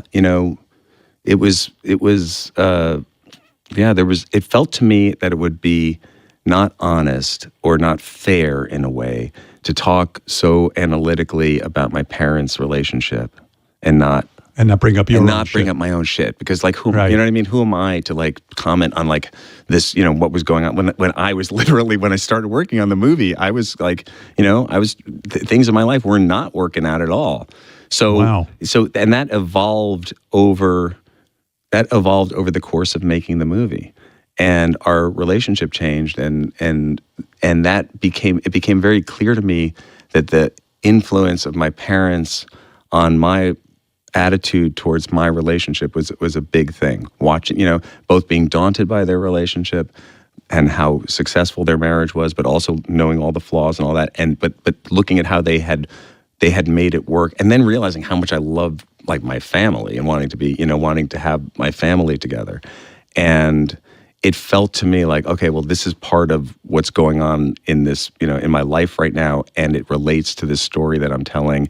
And then, to be able to talk to Christine and my kids about this stuff, where at the beginning of making the movie, I wouldn't have been able to do that because we didn't have that kind of relationship at that time. So that was something that, when I said to her, hey, would you want to talk about this stuff in the context of, my parents? And she was like, yeah, I get that. Because I felt like, okay, this is another sort of layer to the movie that's like less about show business and more about just relationships and marriage and parents and children and the kind of cyclical nature of all that. And the creativity aspect of kids wanting to do what their parents do. And all of that seemed to kind of come together in that.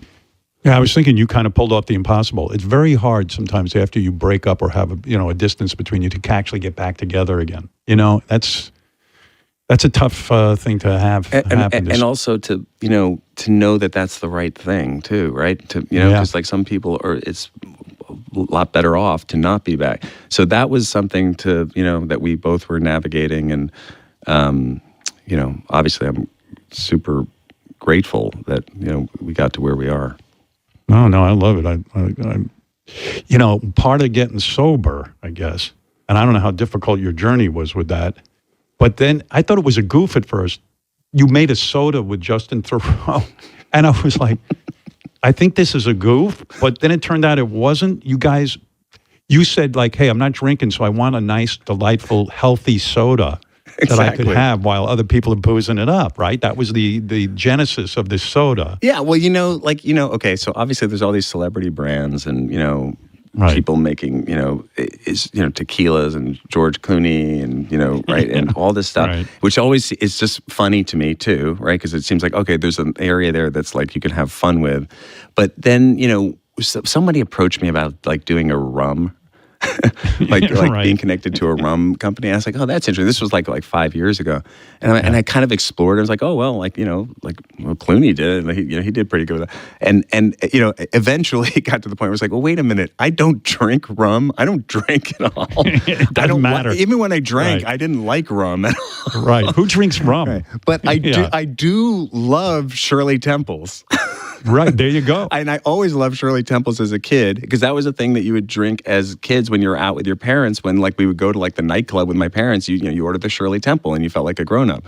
And so I had this great nostalgic feeling. So I said, well, okay, I don't think I want to do that, but how do you do a Shirley Temple drink? And so I started talking to them about that, and then I met with the guy who's now the CEO of our company, Alex Doman, and he said, well, I think if you do it as sodas.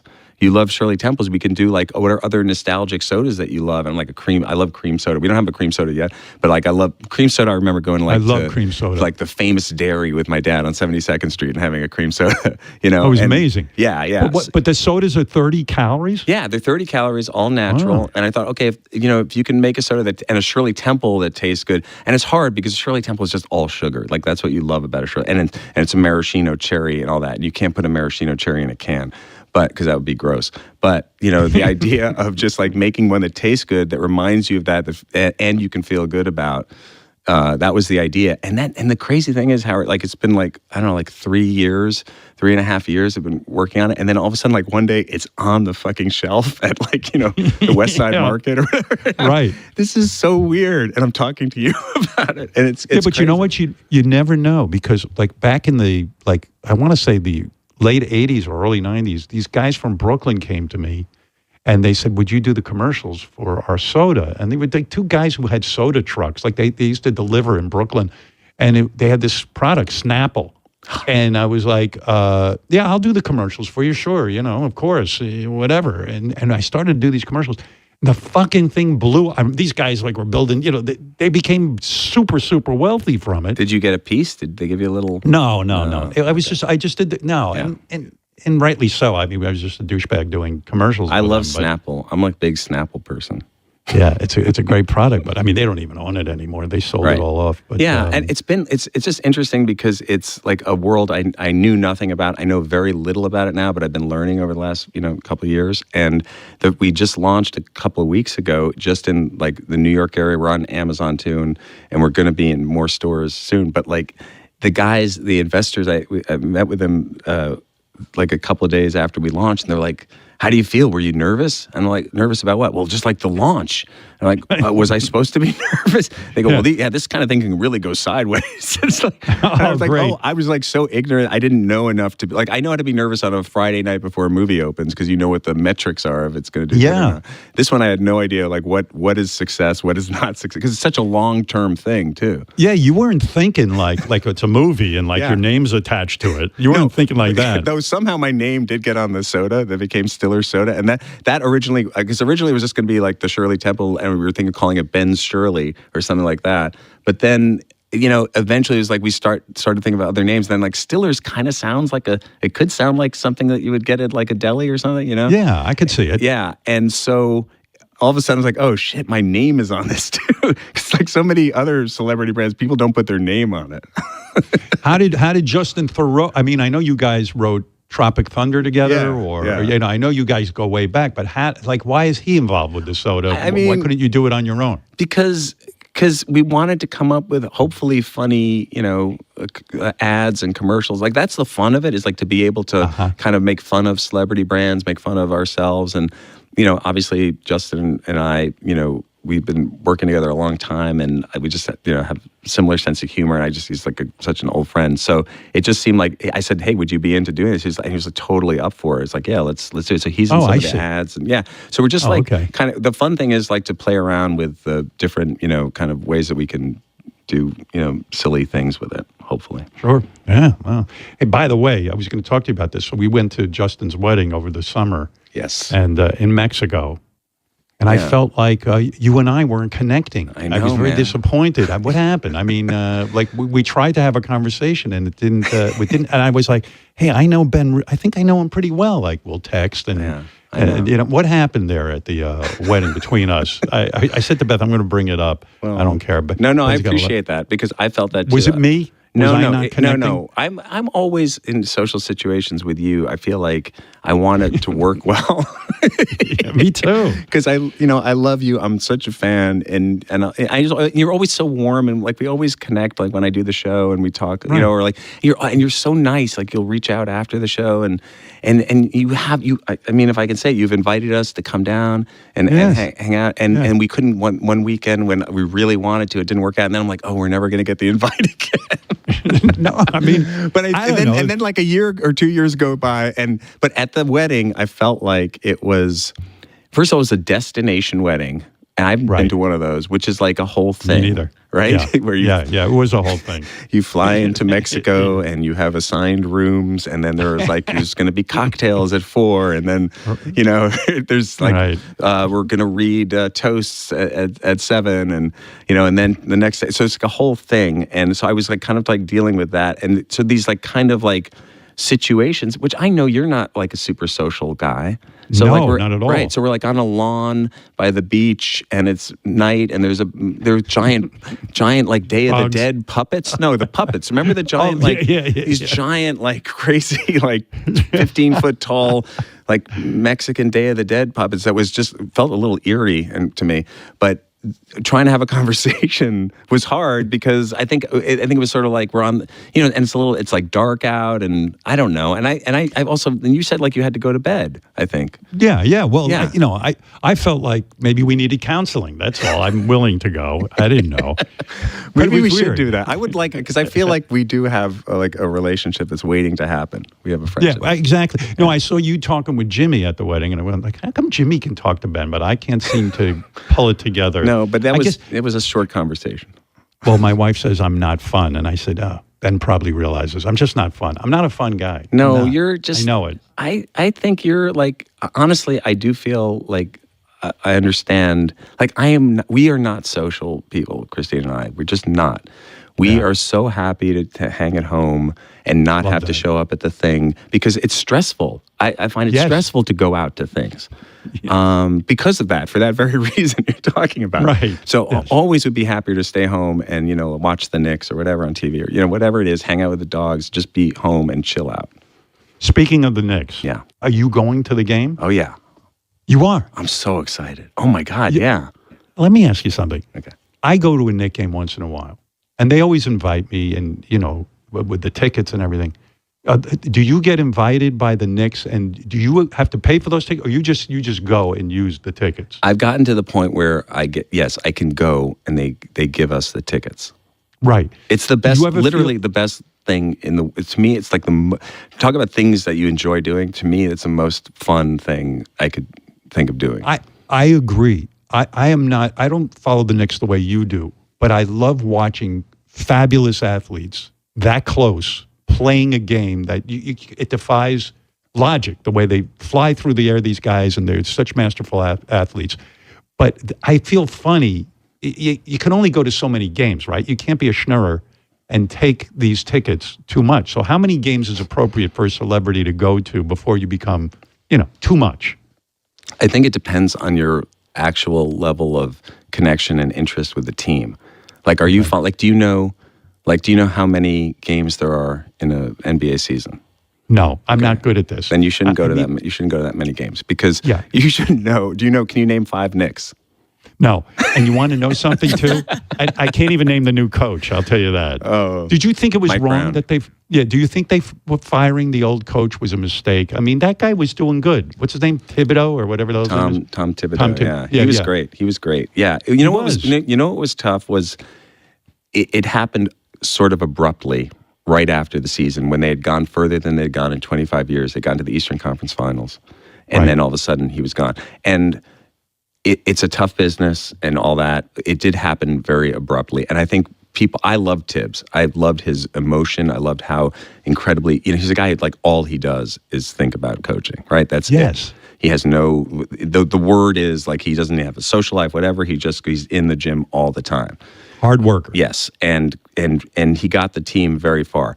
But they have to make these choices. So I don't pretend to know what the ins and outs or like what it actually is like to, be coached in that situation, what the factors are. But it was tough that he was let go that way. At the same time, I think this new situation is exciting for the Knicks, and it's always, there's like a new energy there now too. Are you at the level where the players, some of the players come over and shake your hand and welcome you to the game, or are you like me, where the players seem to shun me? Maybe a ref will say hello to me. Where this is an are you interesting at with thing. that? No, this is an interesting. I do know now at this point because a couple of them have a podcast. Right. Jalen Brunson, Josh Hart have a podcast. So I've done that podcast a few times. So I kind of know them a little that way. And, I've said, but I always have that thing like which player is going to say hi, which isn't. I also feel like, it's that thing like when you go to a game, you're right there. That's their like workspace. That's where they're having to do the hardest thing in the world, play that game right at the highest level. And then, but I'm like worried if you're going to say hi to me, like, well, you know what I mean? Like, it's like if somebody came to your show here and like, they want to like say hi to you. It's like, no, I'm working. So I respect that aspect of it. But I always feel like, athletes, it's exciting, right? It's exciting to see people who do something that you can't do, that you're just amazed by. And so some of the Knicks will come over and shake your hand and say hello. Sure. Wow. Yeah. It's really cool. By the way, that's like the ultimate. The 10-year-old in me is like, this is the coolest thing ever, even though I'm like 40 years older than them or whatever. Walt Frazier comes over and says hello to me. That's the coolest, right? The ultimate for me, because that's when I was really a super Knicks fan. Walt Frazier and that Willis team, Reed and Willis 73. Reed, Sure. Bradley. Bill Bradley. That was me old school. But he'll come over, and I had hopes that maybe a Hartenstein would come over. They traded him to Oklahoma City. I thought he might come over and say hello to me. I don't know why. Why? Because you might. Like he's tall and you're tall, and I thought it might be a racial thing. Maybe some of the black players don't want to say hi to me. Maybe Hartenstein. I couldn't. I don't know what it was, but I'm holding out hope that I think Hartenstein is like. I think he's mixed race, but he is. Yeah, I didn't know. And no wonder he wouldn't come over and say hello. It turns out white people and black people do not like. I don't think it's race. I don't think that's what it is. But I think also, Howard, it's going back to the party, Justin's thing. It's like, people are a little intimidated by you because you're Howard Stern. Really? Yes. Oh my God. Yeah, man. That's crazy. I know, but come on, you're Howard Stern. You're like a singular thing. Did you make the statement that you would choose a Knicks championship over winning an Oscar? And by the way, just for the record, I don't believe that for a minute. But go ahead. No, I never made that statement. I got somebody somebody threw that question at me, and I think I went. No, you would love an Oscar. Sure, of course. You won an Emmy early in your career for the Ben Stiller Show. Yeah. But and Severance was nominated for I don't know how many friggin' Emmys. 27, I think. Were you pissed? No, that 24. You did not? I don't know. I'm saying that. Maybe I'm exaggerating. Did you have a speech that night prepared? You did. I was thinking. Yeah. Well, of course. Of course. I mean, I've been through this a few times, and it's you go through this emotion. We call it in our family self-emotional terrorism, but basically where you just go through okay, if it happens, this is what I'm going to say. But should I write it down? Should I not write it down? Then I think of it on my phone, and then I start writing on my phone. I'm like, well, writing it on my phone means it's not going to happen because I'm jinxing it by writing it on my phone. I'm just going to be the guy writing on his phone. Yeah. So I did that whole thing, and then honestly, it's like the stress for me of the speech is so much that I felt a little bit of relief, when I didn't win because I didn't have to make the speech. I thought you were. But then that was really did. That quickly was overtaken by Severance has gotten you such notoriety. That would have been the icing on the cake. I mean, we would have liked it. Yeah, but these awards thing. It's like impossible to handicap it. It's impossible to really understand how that all works. Do you have to campaign for an Emmy? Did you have to you do? Yeah, I mean, everybody's doing all of that stuff if they're at any of those events and all that, and credit to the Apple people, they're really good with that. But it's kind of crazy that all that stuff has to happen, And I think there's an argument for just totally just staying out of it. Right. I haven't done that yet, but like the Woody Allen thing. You act like you don't care. Yeah, and honestly, because I really do feel like you can't help but get because it's all you're being told about it. You go to this thing, that thing, and everybody's talking about it. You can't help but not just be sort of riled up by it. And I really, it's my least favorite part of all of this stuff. We should mention that Severance did win 8 Emmys. It did. We would have liked you to win the Emmy. No, I was very happy that what the people who won and all that and our actors, our young actors on the show. I was very happy about that. One last question about the Knick game because I'm always fascinated by this. Does it bother you when celebrities show up just for the big playoff games? I mean, 100%. Chalamet. I didn't see Chalamet. No. Okay, Chalamet is a real Knick fan. He is? He's a real deal, yeah. There's pictures of him with Amari Stoudemire when he's 10 years old, with his holding. He's he's for real. And I've sat with him. I don't know him that well, but this year we sat at a bunch of games. He is he reminds me of my level of just he lives it, he feels it because he really just is experiencing it inside, 100%. But there are others who don't, for sure. Right. And will you name the people that bother you who go to the Knick game when you see them just at the, you know what I mean? I mean, it's just whatever random person, I know, who shows up and you're like, what? What? Really? The real fans are the Tracy Morgans, J.B. Smoove, Michael J. Fox, these kind of guys. Those are all real fans. Those are all real fans. Yeah. Yes. I mean, sitting next to Tracy Morgan at a Knick game is an experience. Can you even watch the game when you sit next to Tracy Morgan at a? No, but my son is when my son's 20 now, but sitting next to Tracy Morgan when he's 10, and Tracy Morgan's pointing out all the Knick dancers and telling him what he wants to do. It's I said to him once, I said, I would pay money to have you on an alternate broadcast during a game because sitting and listening to him make his commentary during the game is quite fascinating. And sometimes he wears this arm thing, this gold eagle, it feels like it's from Gladiator or something. Yeah, what is that? I don't know, but it's dangerous. Yeah. It's dangerous to sit next to. I got a 15-minute discourse on his aquarium that he has in his house. Oh, yeah, I heard about that too. Yeah. You see, he's working the same material on all of us. Were you there when Tracy vomited on the court? Where were you exactly? I was not there. I was home. You were not? Yeah, I saw it on TV. You missed the best night of being in the audience. What's the matter with you? It was so crazy. Oh my God. I thought if that had happened to me, I would have at least turned to the second row and gone, right? Oh my God. I don't know what I would have done. He just retched and like the game went on. It was like not a big deal. Yeah. But he talks about it like, he's like, hey man, I threw up on Madison Square Garden Court.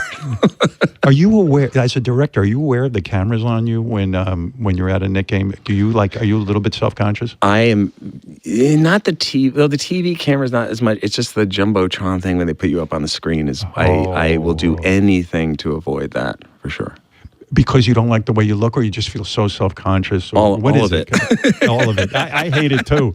No, it's the are they going to boo? Yes. When I'm on that jumbotron, I'm like, hey, let me see if I still have it. And then people go, hey, yay, Howard. And I go, oh, thank God. I would just be so embarrassed in front of my wife if I got booed. And it's a tough crowd. Madison Square Garden's a tough crowd. It's also a tough crowd. It's a U.S. Open crowd. That's it's a very different crowd. They can be very, very, they're very like, I mean, I was sitting behind at the final behind Sting and Springsteen this year. Oh, wow. We're right behind them the whole time. And they, and Sting is amazing, and they're like, and they didn't give Sting his due. He should have, really? To me, like Sting should get standing ovation. And they're maybe because he was there with Springsteen in the same sort of area, and then Springsteen. Yeah, but it also has to do with the way that they introduce you. Like if they actually do a thing, where they go like, okay, they play a song and they put it up, or sometimes they'll just flash you up there, and then people are like, oh, and I don't. It's the worst. I'm so. I was saying this the other day. I interviewed. By the way, Sting. The other day. Sorry, Sting is a go ahead. big Knicks fan. Sting. Oh, he is. Very committed. All right. I won't be angry with him. Okay. But I was interviewing J-Lo and stuff, and I was like, I could never be in a marriage with you because you're more famous. And I don't know about you. When I go to a restaurant or something, even if I go to a restaurant with you, if your fans come over and ignore me, it's very difficult. I do not like it. Do you know what I'm talking about here? It's better not. Yes. I understand. Well, it's not jealousy for me. It's more just like, oh, this happens. Like there's a version of it for everybody. You know what I mean? Yes. I was even thinking this is sort of a weird, maybe it's not even something you're comfortable talking about, but do you think on any level your father could have been jealous of your fame? I've been asked this before, maybe by you. I think it was me. Because no, I'm going to be totally honest with you, Howard. If he was, I swear to you, I never ever felt it, 1 ounce of it. What if he went out with you somewhere and all of a sudden, hey, Ben Stiller, and like, hey, I love your movies. Yeah. And on some level he's happy because he doesn't have to support you anymore. And on the other level, he's like, fuck, this is my son, and now he's getting. I mean, where is my fam? I swear to God, he never reflected that back on me. I don't know what it was. He was very overprotective, and he was very. My issue with my dad was that he never treated me like a like a grown up.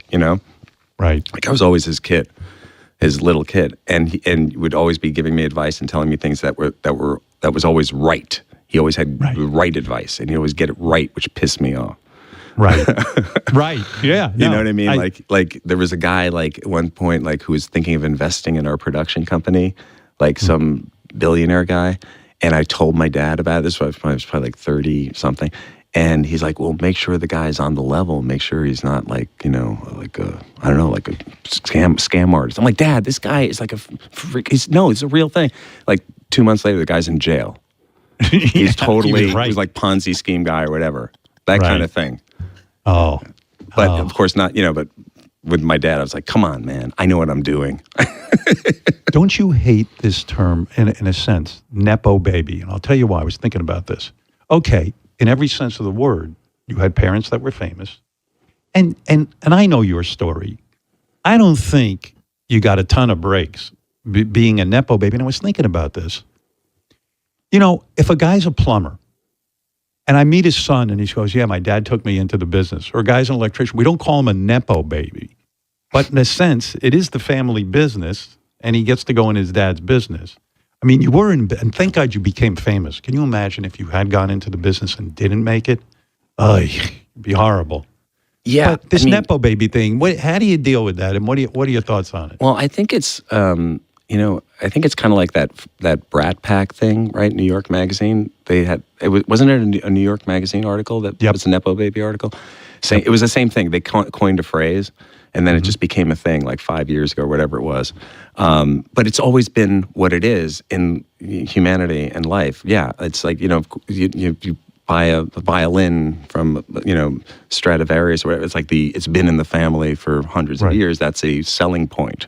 Celebrated, yes. Yeah, I think, but I also understand there are other arguments to be made about access and all those things. My feeling is, and that's kind of like, in a way, what the movie is like, it's just like, if it's in your blood, if it's your passion and you grew up around it. For me, I think growing up around it, we're talking about all these things that I saw with my parents, you actually, as a kid, see the dark underside of it, the stress, the things that it does to people, the effects it has on relationships, on personal life, all that. You see that up close as a kid, and then you still want to go into it. I know. To me, it's not like, it's not, you know what I mean? It's almost like, it's not like you're kind of like trying to ride some coattail. It's kind of like, oh no, you actually understand it in a way, and you still feel like this is a passion, something that I really want to do. In terms of like access and all those things, yeah, you can definitely get opportunities, but I've never felt, honestly, that, once you go in a room, I mean, I got my first job because my mother, House of Blue Leaves, this play off Broadway, because my mother, I asked my mother to call. I'd been auditioning for like 3 years and I'd gotten close on some stuff, and I knew this part was something that I felt I could do, and I couldn't get in because the casting director didn't want to see me. Wow. And I asked my mother. So but then I went in on the final callbacks where they bring people back in, the people they're really interested in, as a favor, and then ended up getting it. But I never felt like, oh, my mother, I felt like doing that audition, I knew that I had like done what I needed to do to get the part. Right. And, at the end of the day, I feel like nobody ever gets, kept on, or, even if you're hired. I don't see that happening where people hire people just because they're somebody's kid. But it's it's such a friggin' controversial thing or whatever. I don't know. Like, I feel like, it's kind of like if you love doing it, you do it. It's hard because I think, when you, like you said, you can go into the business and not do well, to be whoever, I mean, look at people like that we appreciate, like actors like, I don't know, Jamie Lee Curtis. Do you think of her as a Nepo baby? And her mother, was Janet Leigh and Tony Curtis. Like, this was like she grew up around. Like, it's just, if you have the passion, you do it. You do it. You go for it. I know my father was like, you want to be on the radio? You can't be on the radio. That's not for people like you. You're right. like well, that's what my dad. My dad had that. We didn't know anyone. Yeah. Yeah. Yeah, I know. That was really interesting in the documentary. I like how you admit that you regret. This was great. You regret cutting your daughter out of your film, The Secret Life of Walter Mitty. Like, wow, that's putting your work before family. It really is. What a huge mistake. And oh my God. How did you tell her? Did you go to her and you go, listen, honey, you did a great job, but I'm a director. I got to cut you out of this. Like, how do you break the news to your daughter? You cut her out of the film. She was 8, Howard. She was 8. Oh, I see. I mean, no. It's worse. It makes it worse. Did she cry? It just damaged our relationship. For so my many God! Years. It makes me think of like when I was on America's Got Talent. I had to tell like a 7-year-old that you're a good kid and everything, but you don't have a kid. It's like I can't imagine you telling your 8-year-old. But the 7-year-old, the kid on America's Got Talent, decided to go in and do it. I'm the one who asked her to do it, and it was a good lesson for me. First of all, like if you're going to put your kid in something, put them in a scene that could you're never going to cut it, no matter what. Right. And I thought, well, it's not working in the movie, but man, oh man, yeah, that was a mistake. Oy vey. What a life. Yeah. I was like watching, I still love that scene from early in your career when you did that sketch where you play Tom Cruise's double. It's maybe the greatest thing ever. First of all, who even realized how much you look like Tom Cruise? You know, you're thought of this as a funny guy, but damn, when you put on the glasses and you had the long hair, you fucking look like Tom Cruise. Were you like, hey, I'm really good looking? I had the wig on, and I was just trying to, you know, it's like I look like a mutated Tom Cruise, Jewish It's Tom fantastic. Cruise. Yeah, it's so great. When you start laughing like Tom Cruise, it's just so good. Yeah, that It's was so good. that was so much fun to do because it was like one of those organic things that just happened too. You know what I mean? Like just happened in the moment, and he was game to do it, and then it just sort of like evolved. You know why it's so much fun? Because you don't think of Tom Cruise as a guy who would laugh at himself. And this was him having a good sense of humor because you're goofing on him in a sense. I mean, but lovingly, but yeah, it's still great that he participated in that. Yeah, he's also he's an underrated comedy actor. You know, he's a good comedy actor. He's I mean, I think what he did in Tropic Thunder was really funny.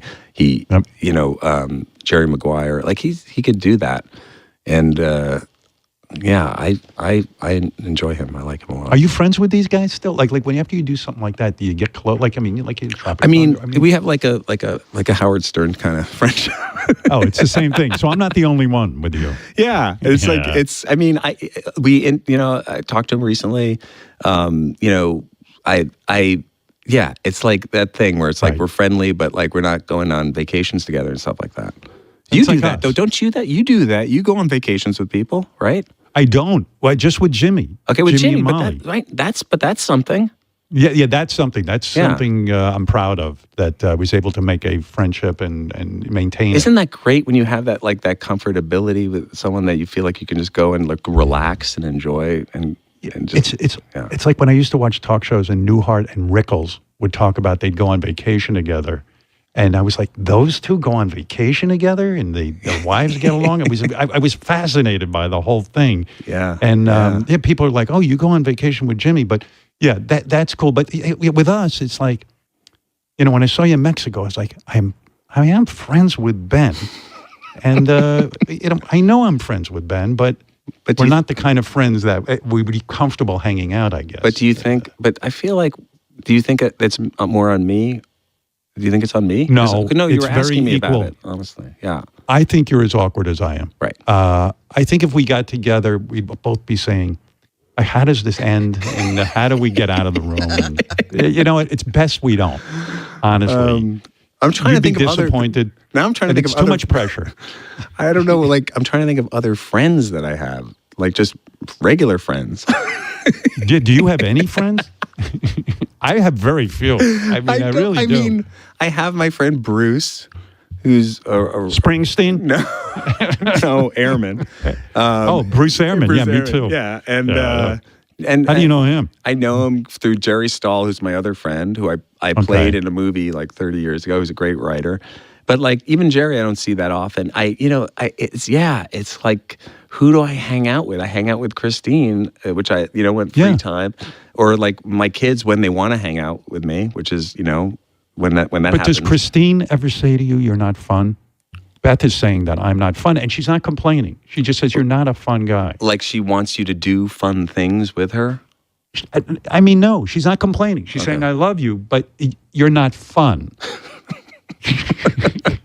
But I feel like the one-on-one time is not fun for her. But you guys have you seem to have such a great sort of thing where you're really like close. And we love really being with enjoy each one other. another. Yeah. And I think that's how it is for you. Like we make a plan, and then remember we made a plan to get together, and then conveniently you had something come up. I think you chickened out. I know you did, and I said to my wife, I go, thank God. He's like me. I chickened he just out. said, you know what? He made up some lame excuse, and I said, thank God he did. It would have been a disaster, probably. No. I mean, it was COVID protocol. There were COVID protocols.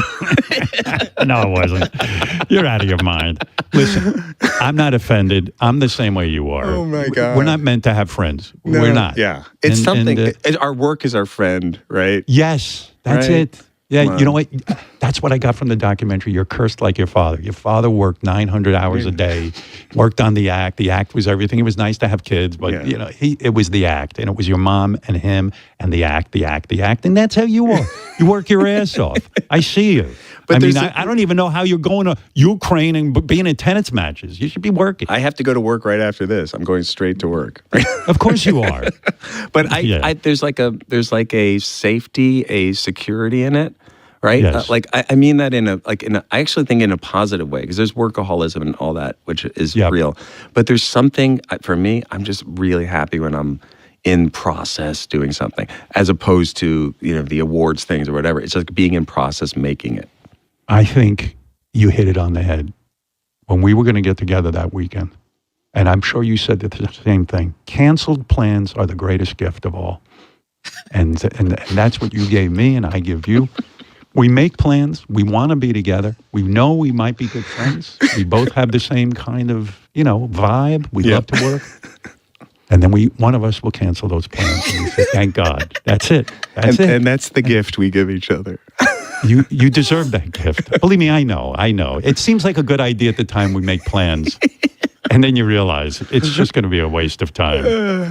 Do you ever reach out to other directors for advice? Like, do you do that move where you call Spielberg and say, look, I'm about to direct something. I just wanted to reach out and ask. Because if I was a director, I would do that. I'd call Spielberg. I won't cold call Spielberg. I do every once in a while, have an interaction with him. He gave me my first job as an actor back in the day. So but I will sometimes reach out. There are directors that I know. Making the documentary, I screened it. I would screen it once a month as we got closer and invite other directors and filmmakers. Who do you show it to? Who gives you advice? Bennett Miller was really helpful, who, directed Moneyball and is a great, brilliant director. Nice. Chris Rock. Chris came. Oh, yeah. You want his opinion. Yeah. I mean, will Chris Rock be honest with you? Will Chris Rock, or will he say, listen, it was fantastic, or will he give you notes? Yeah, no, he'll give me feedback. Judd is really, really helpful too. Yeah. Mike Birbiglia was helpful. I noticed with all of your friends, you were smart. You didn't ask me to screen the film early on. And you knew I was a Stiller. I'm a Stiller Amira fan. You know that perhaps I might have insight. Maybe I'll bring it down to the house and we'll screen, and then we'll cancel right before. Wisely, that would have been the move. Howard, I want your opinion on this film, and then call me up and say, listen, we had to cancel COVID. I'm still worried about it. That would have been good. No, but honestly, though, that kind of relationship with other directors is very valuable, because I think they understand the process and they understand how vulnerable it is, too, when you're, in that part of the process of making a movie. But it's also great because you can still work on stuff and change stuff. Like Bennett was one of the people who told me, I'm not seeing you enough in the movie. Because I was very reticent about being in the movie as what it ended up being, but he said, look, this is your personal perspective on this. It's not some, Ken Burns making this movie or something like that. You know what I mean? It's about your perspective. I like that you were in it. It was required. That definitely worked. And finally, is there another Fokker movie coming? There is. That's De Niro? That's where I have to go to work right after this. Oh, no kidding. Yeah. Yeah. Wow. Ka-ching. Ka-ching, Ben. I mean, how much money we'll has those movies, what is this, the fourth Fokkers? This is the fourth one. It's been a while since we did the last one. I'm actually excited about it because I feel like it's organically come together in a way that makes sense for what it is. But yeah, they did well, especially the second one was I think the one that did the best. De Niro in? Oh yeah. Yeah. Oh yeah. He's incredible. It's funny. I read a stat that said he's made more money in comedy than he ever did as a serious actor. Yeah, that makes sense. What do you think of that? I mean, I think that, first of all, the kinds of movies that he made as serious movies, nobody's making anymore. That's right. You can't get paid 5 cents to do them, really. And nobody's even actually funding the movies, because there's no dramas anymore like that. And he's also an amazing comedy actor too. He's so funny. And I might come visit you on the set because I'm inviting Seriously? myself. I just want to watch you and De Niro not talk to each other. I can imagine, as awkward as it is between you and me when we were at that Justin's wedding in Mexico. I can only imagine the awkward, like you're standing there, he's standing there, nobody knows what to say. De Niro, he's impossible to talk to. Am I correct? He's funny. He's funny. Like, he's always De Niro. How you mean funny? He's funny because you don't know what you're going to get. And like, probably like us too, like he's kind of like has his moods up and right. So like sometimes it's like, is he in a good mood or is something bothering him? And, when he I really do at this point, like I love him. I feel very, just happy to be in his presence all the time and comfortable enough. But I'm also, there's never not a second where I'm like, I'm hanging out with Robert De Niro. And what's funny to me is what his genius as an actor is that he has this incredible sweetness and vulnerability that we've seen in movies, like, like think about Deer Hunter or something like that, in terms of like, he's like kind of like the hero of that movie. But then he's also, can be incredibly scary and right. And that's the thing. He has these two sides that live together and they're so strong. I have an idea for you. Okay. But at least give me credit if you end up doing this. Fockers I was just reading Purple Rain for the Prince movie is going to be made into a musical on Broadway. Fockers the musical. What do we think? Fockers the musical. I don't know. I don't know about that. I feel like just saying. I feel like maybe like Zoolander the musical might. Zoolander the musical is that what, might be more of like lend itself more, a little glitzier and more kind of fashion. Let's get to work on this immediately. You want to produce Call up it? Justin. This could be. That's what it is, Howard. You and I should work on seriously. We should work on a project together because that's the excuse to hang out. Right? Because that is how I hang out with people is when I have things that creative endeavors with them. Yeah, I can't understand why people would hang out together when they're not getting paid.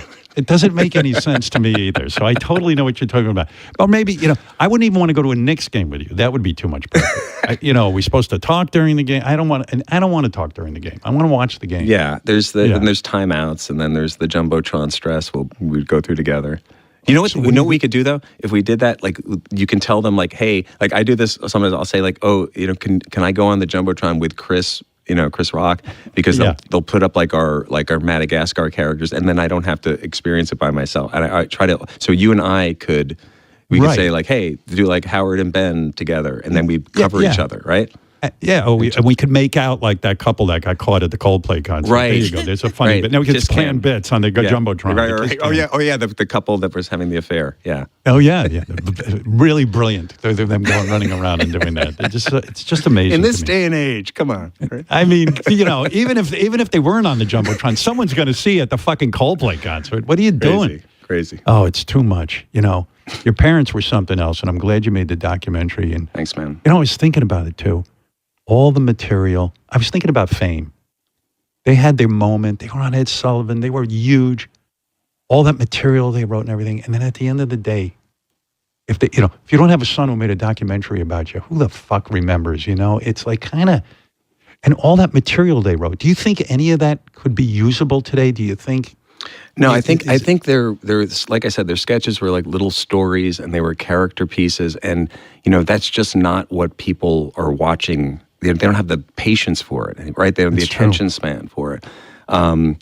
Yeah, I mean, look, I look at it sort of like, in a bigger way of like, here we are all doing our thing or whatever, and then, and then we move on and then we die and, and who remembers and who doesn't. I never have ever been, like of all the things that I think about and, care about or worry about, I've never thought about like, who's going to remember me when I'm gone or that kind of thing. Right. I've never felt like that's something that I like legacy or those things. And I think my dad did care about it. I think that's why he, saved all that stuff. And I'm glad that I was able to do something to kind of keep their name alive and to kind of celebrate what they did. But for me, I've never, that's not something I've worried about. I get more stressed about it in the moment. You know what I mean? Yeah. Or like worrying about, do you worry about death?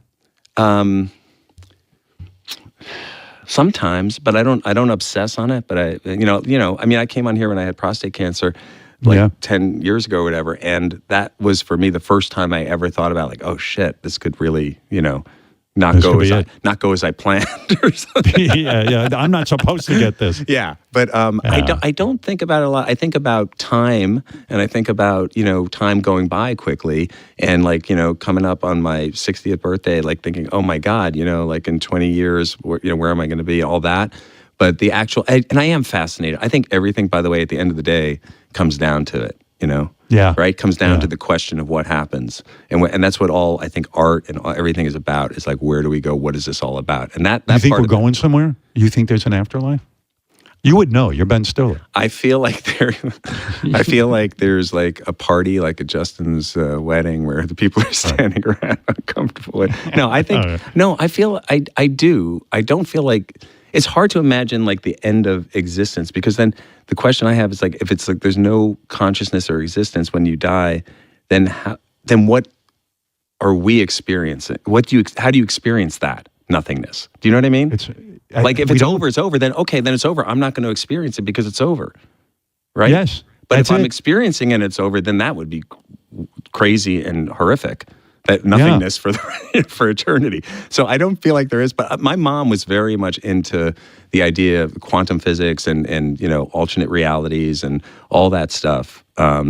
So I was kind of raised with that, the thought of that stuff, and I do feel like there is something else in the idea of our consciousness.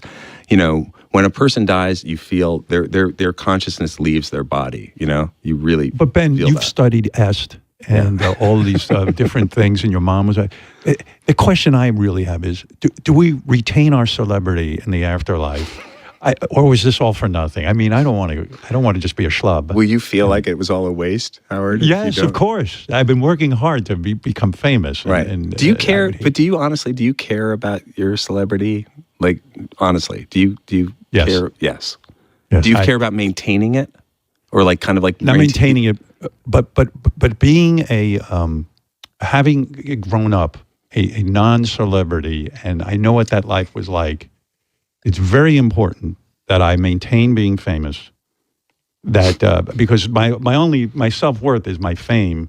I don't feel good about myself, and yes, it would be. I would think no one would be interested in me or love me if I wasn't famous. I don't really believe that, though. I don't believe it's true. That. I feel like I'm giving you the truth. Can you look at, you talk about like, you know, legacy or things you've created, like can you look at like what you've done on the show over all these years and go like, hey, that's pretty good, and I could now go and like paint more, and like, you know, I know your contract's coming up, all that. Like, do you think about that? Like, hey, maybe yes, I do. Yeah, I actually want to do that. I mean, at some point, I got to stop and smell the roses a bit. Right, because you look at these politicians, Howard, right, who just are hanging on, and they literally can't even stand up, you know, and they're like, literally like going unconscious during, you know, press conferences. And I agree. It's crazy.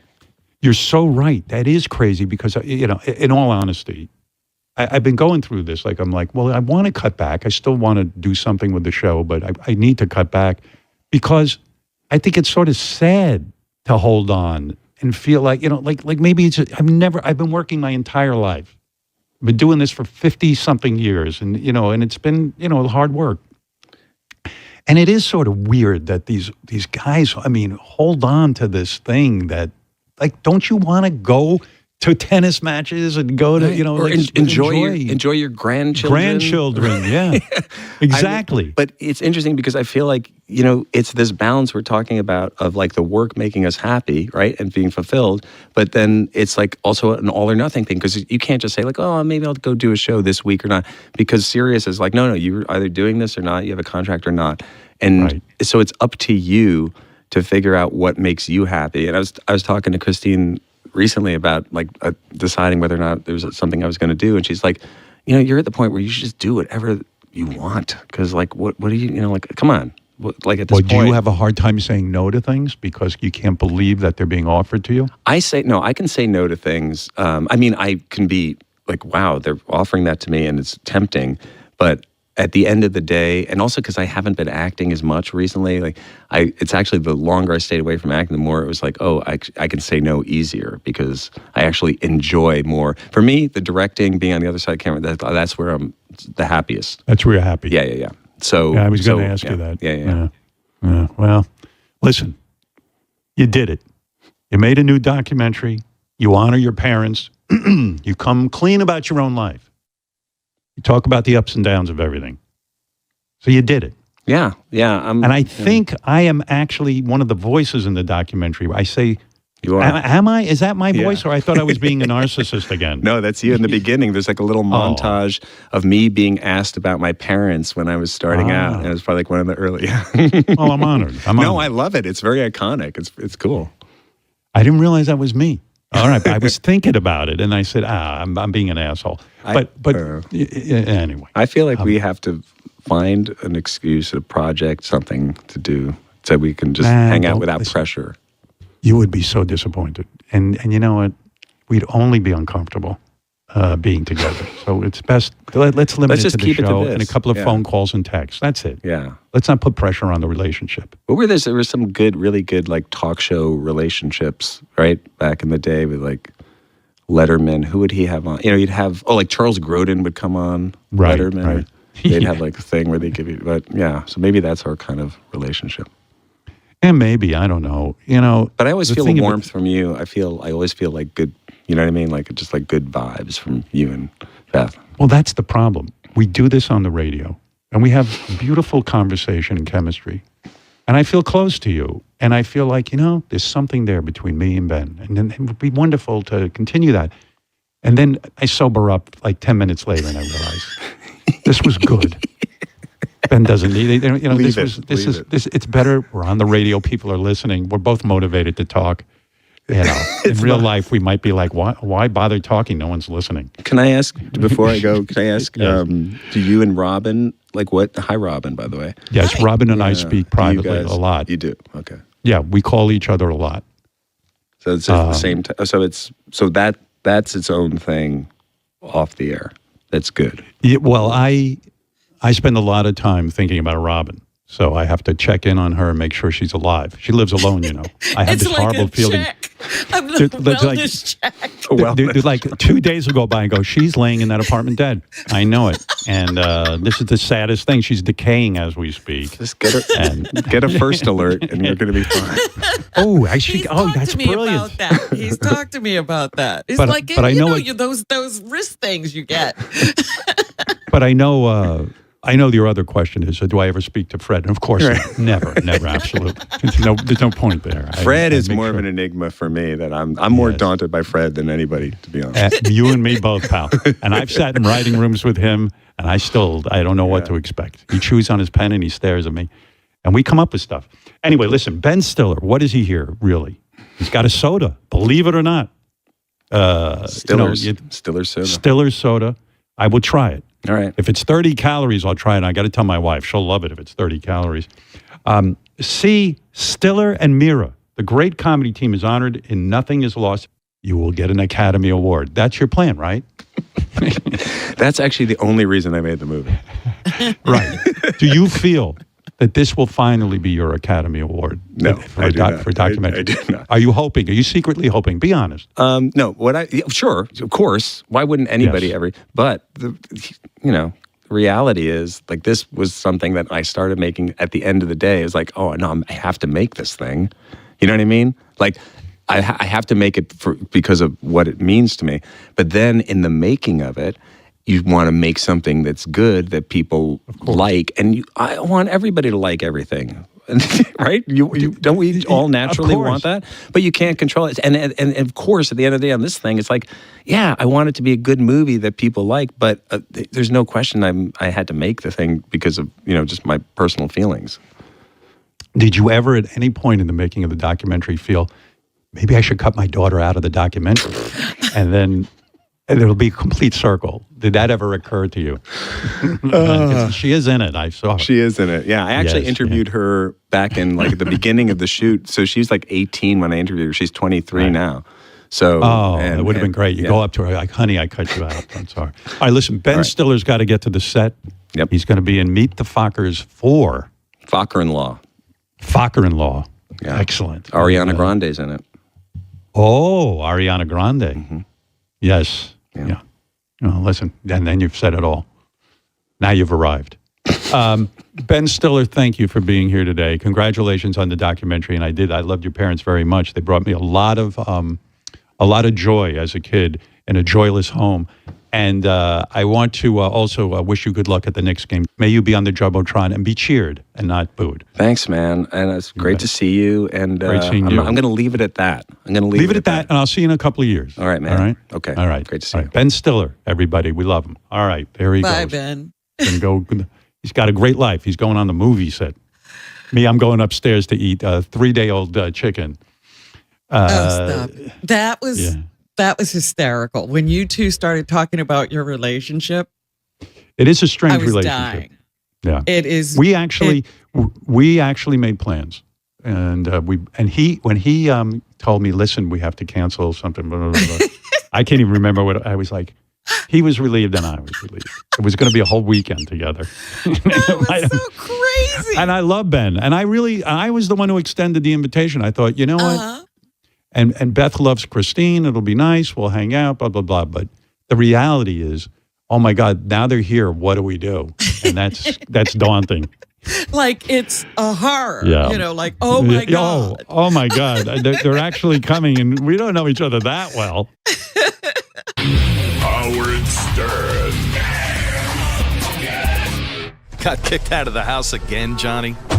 We lost an OT, and I threw the remote through the TV. There goes your bundle and our playoff.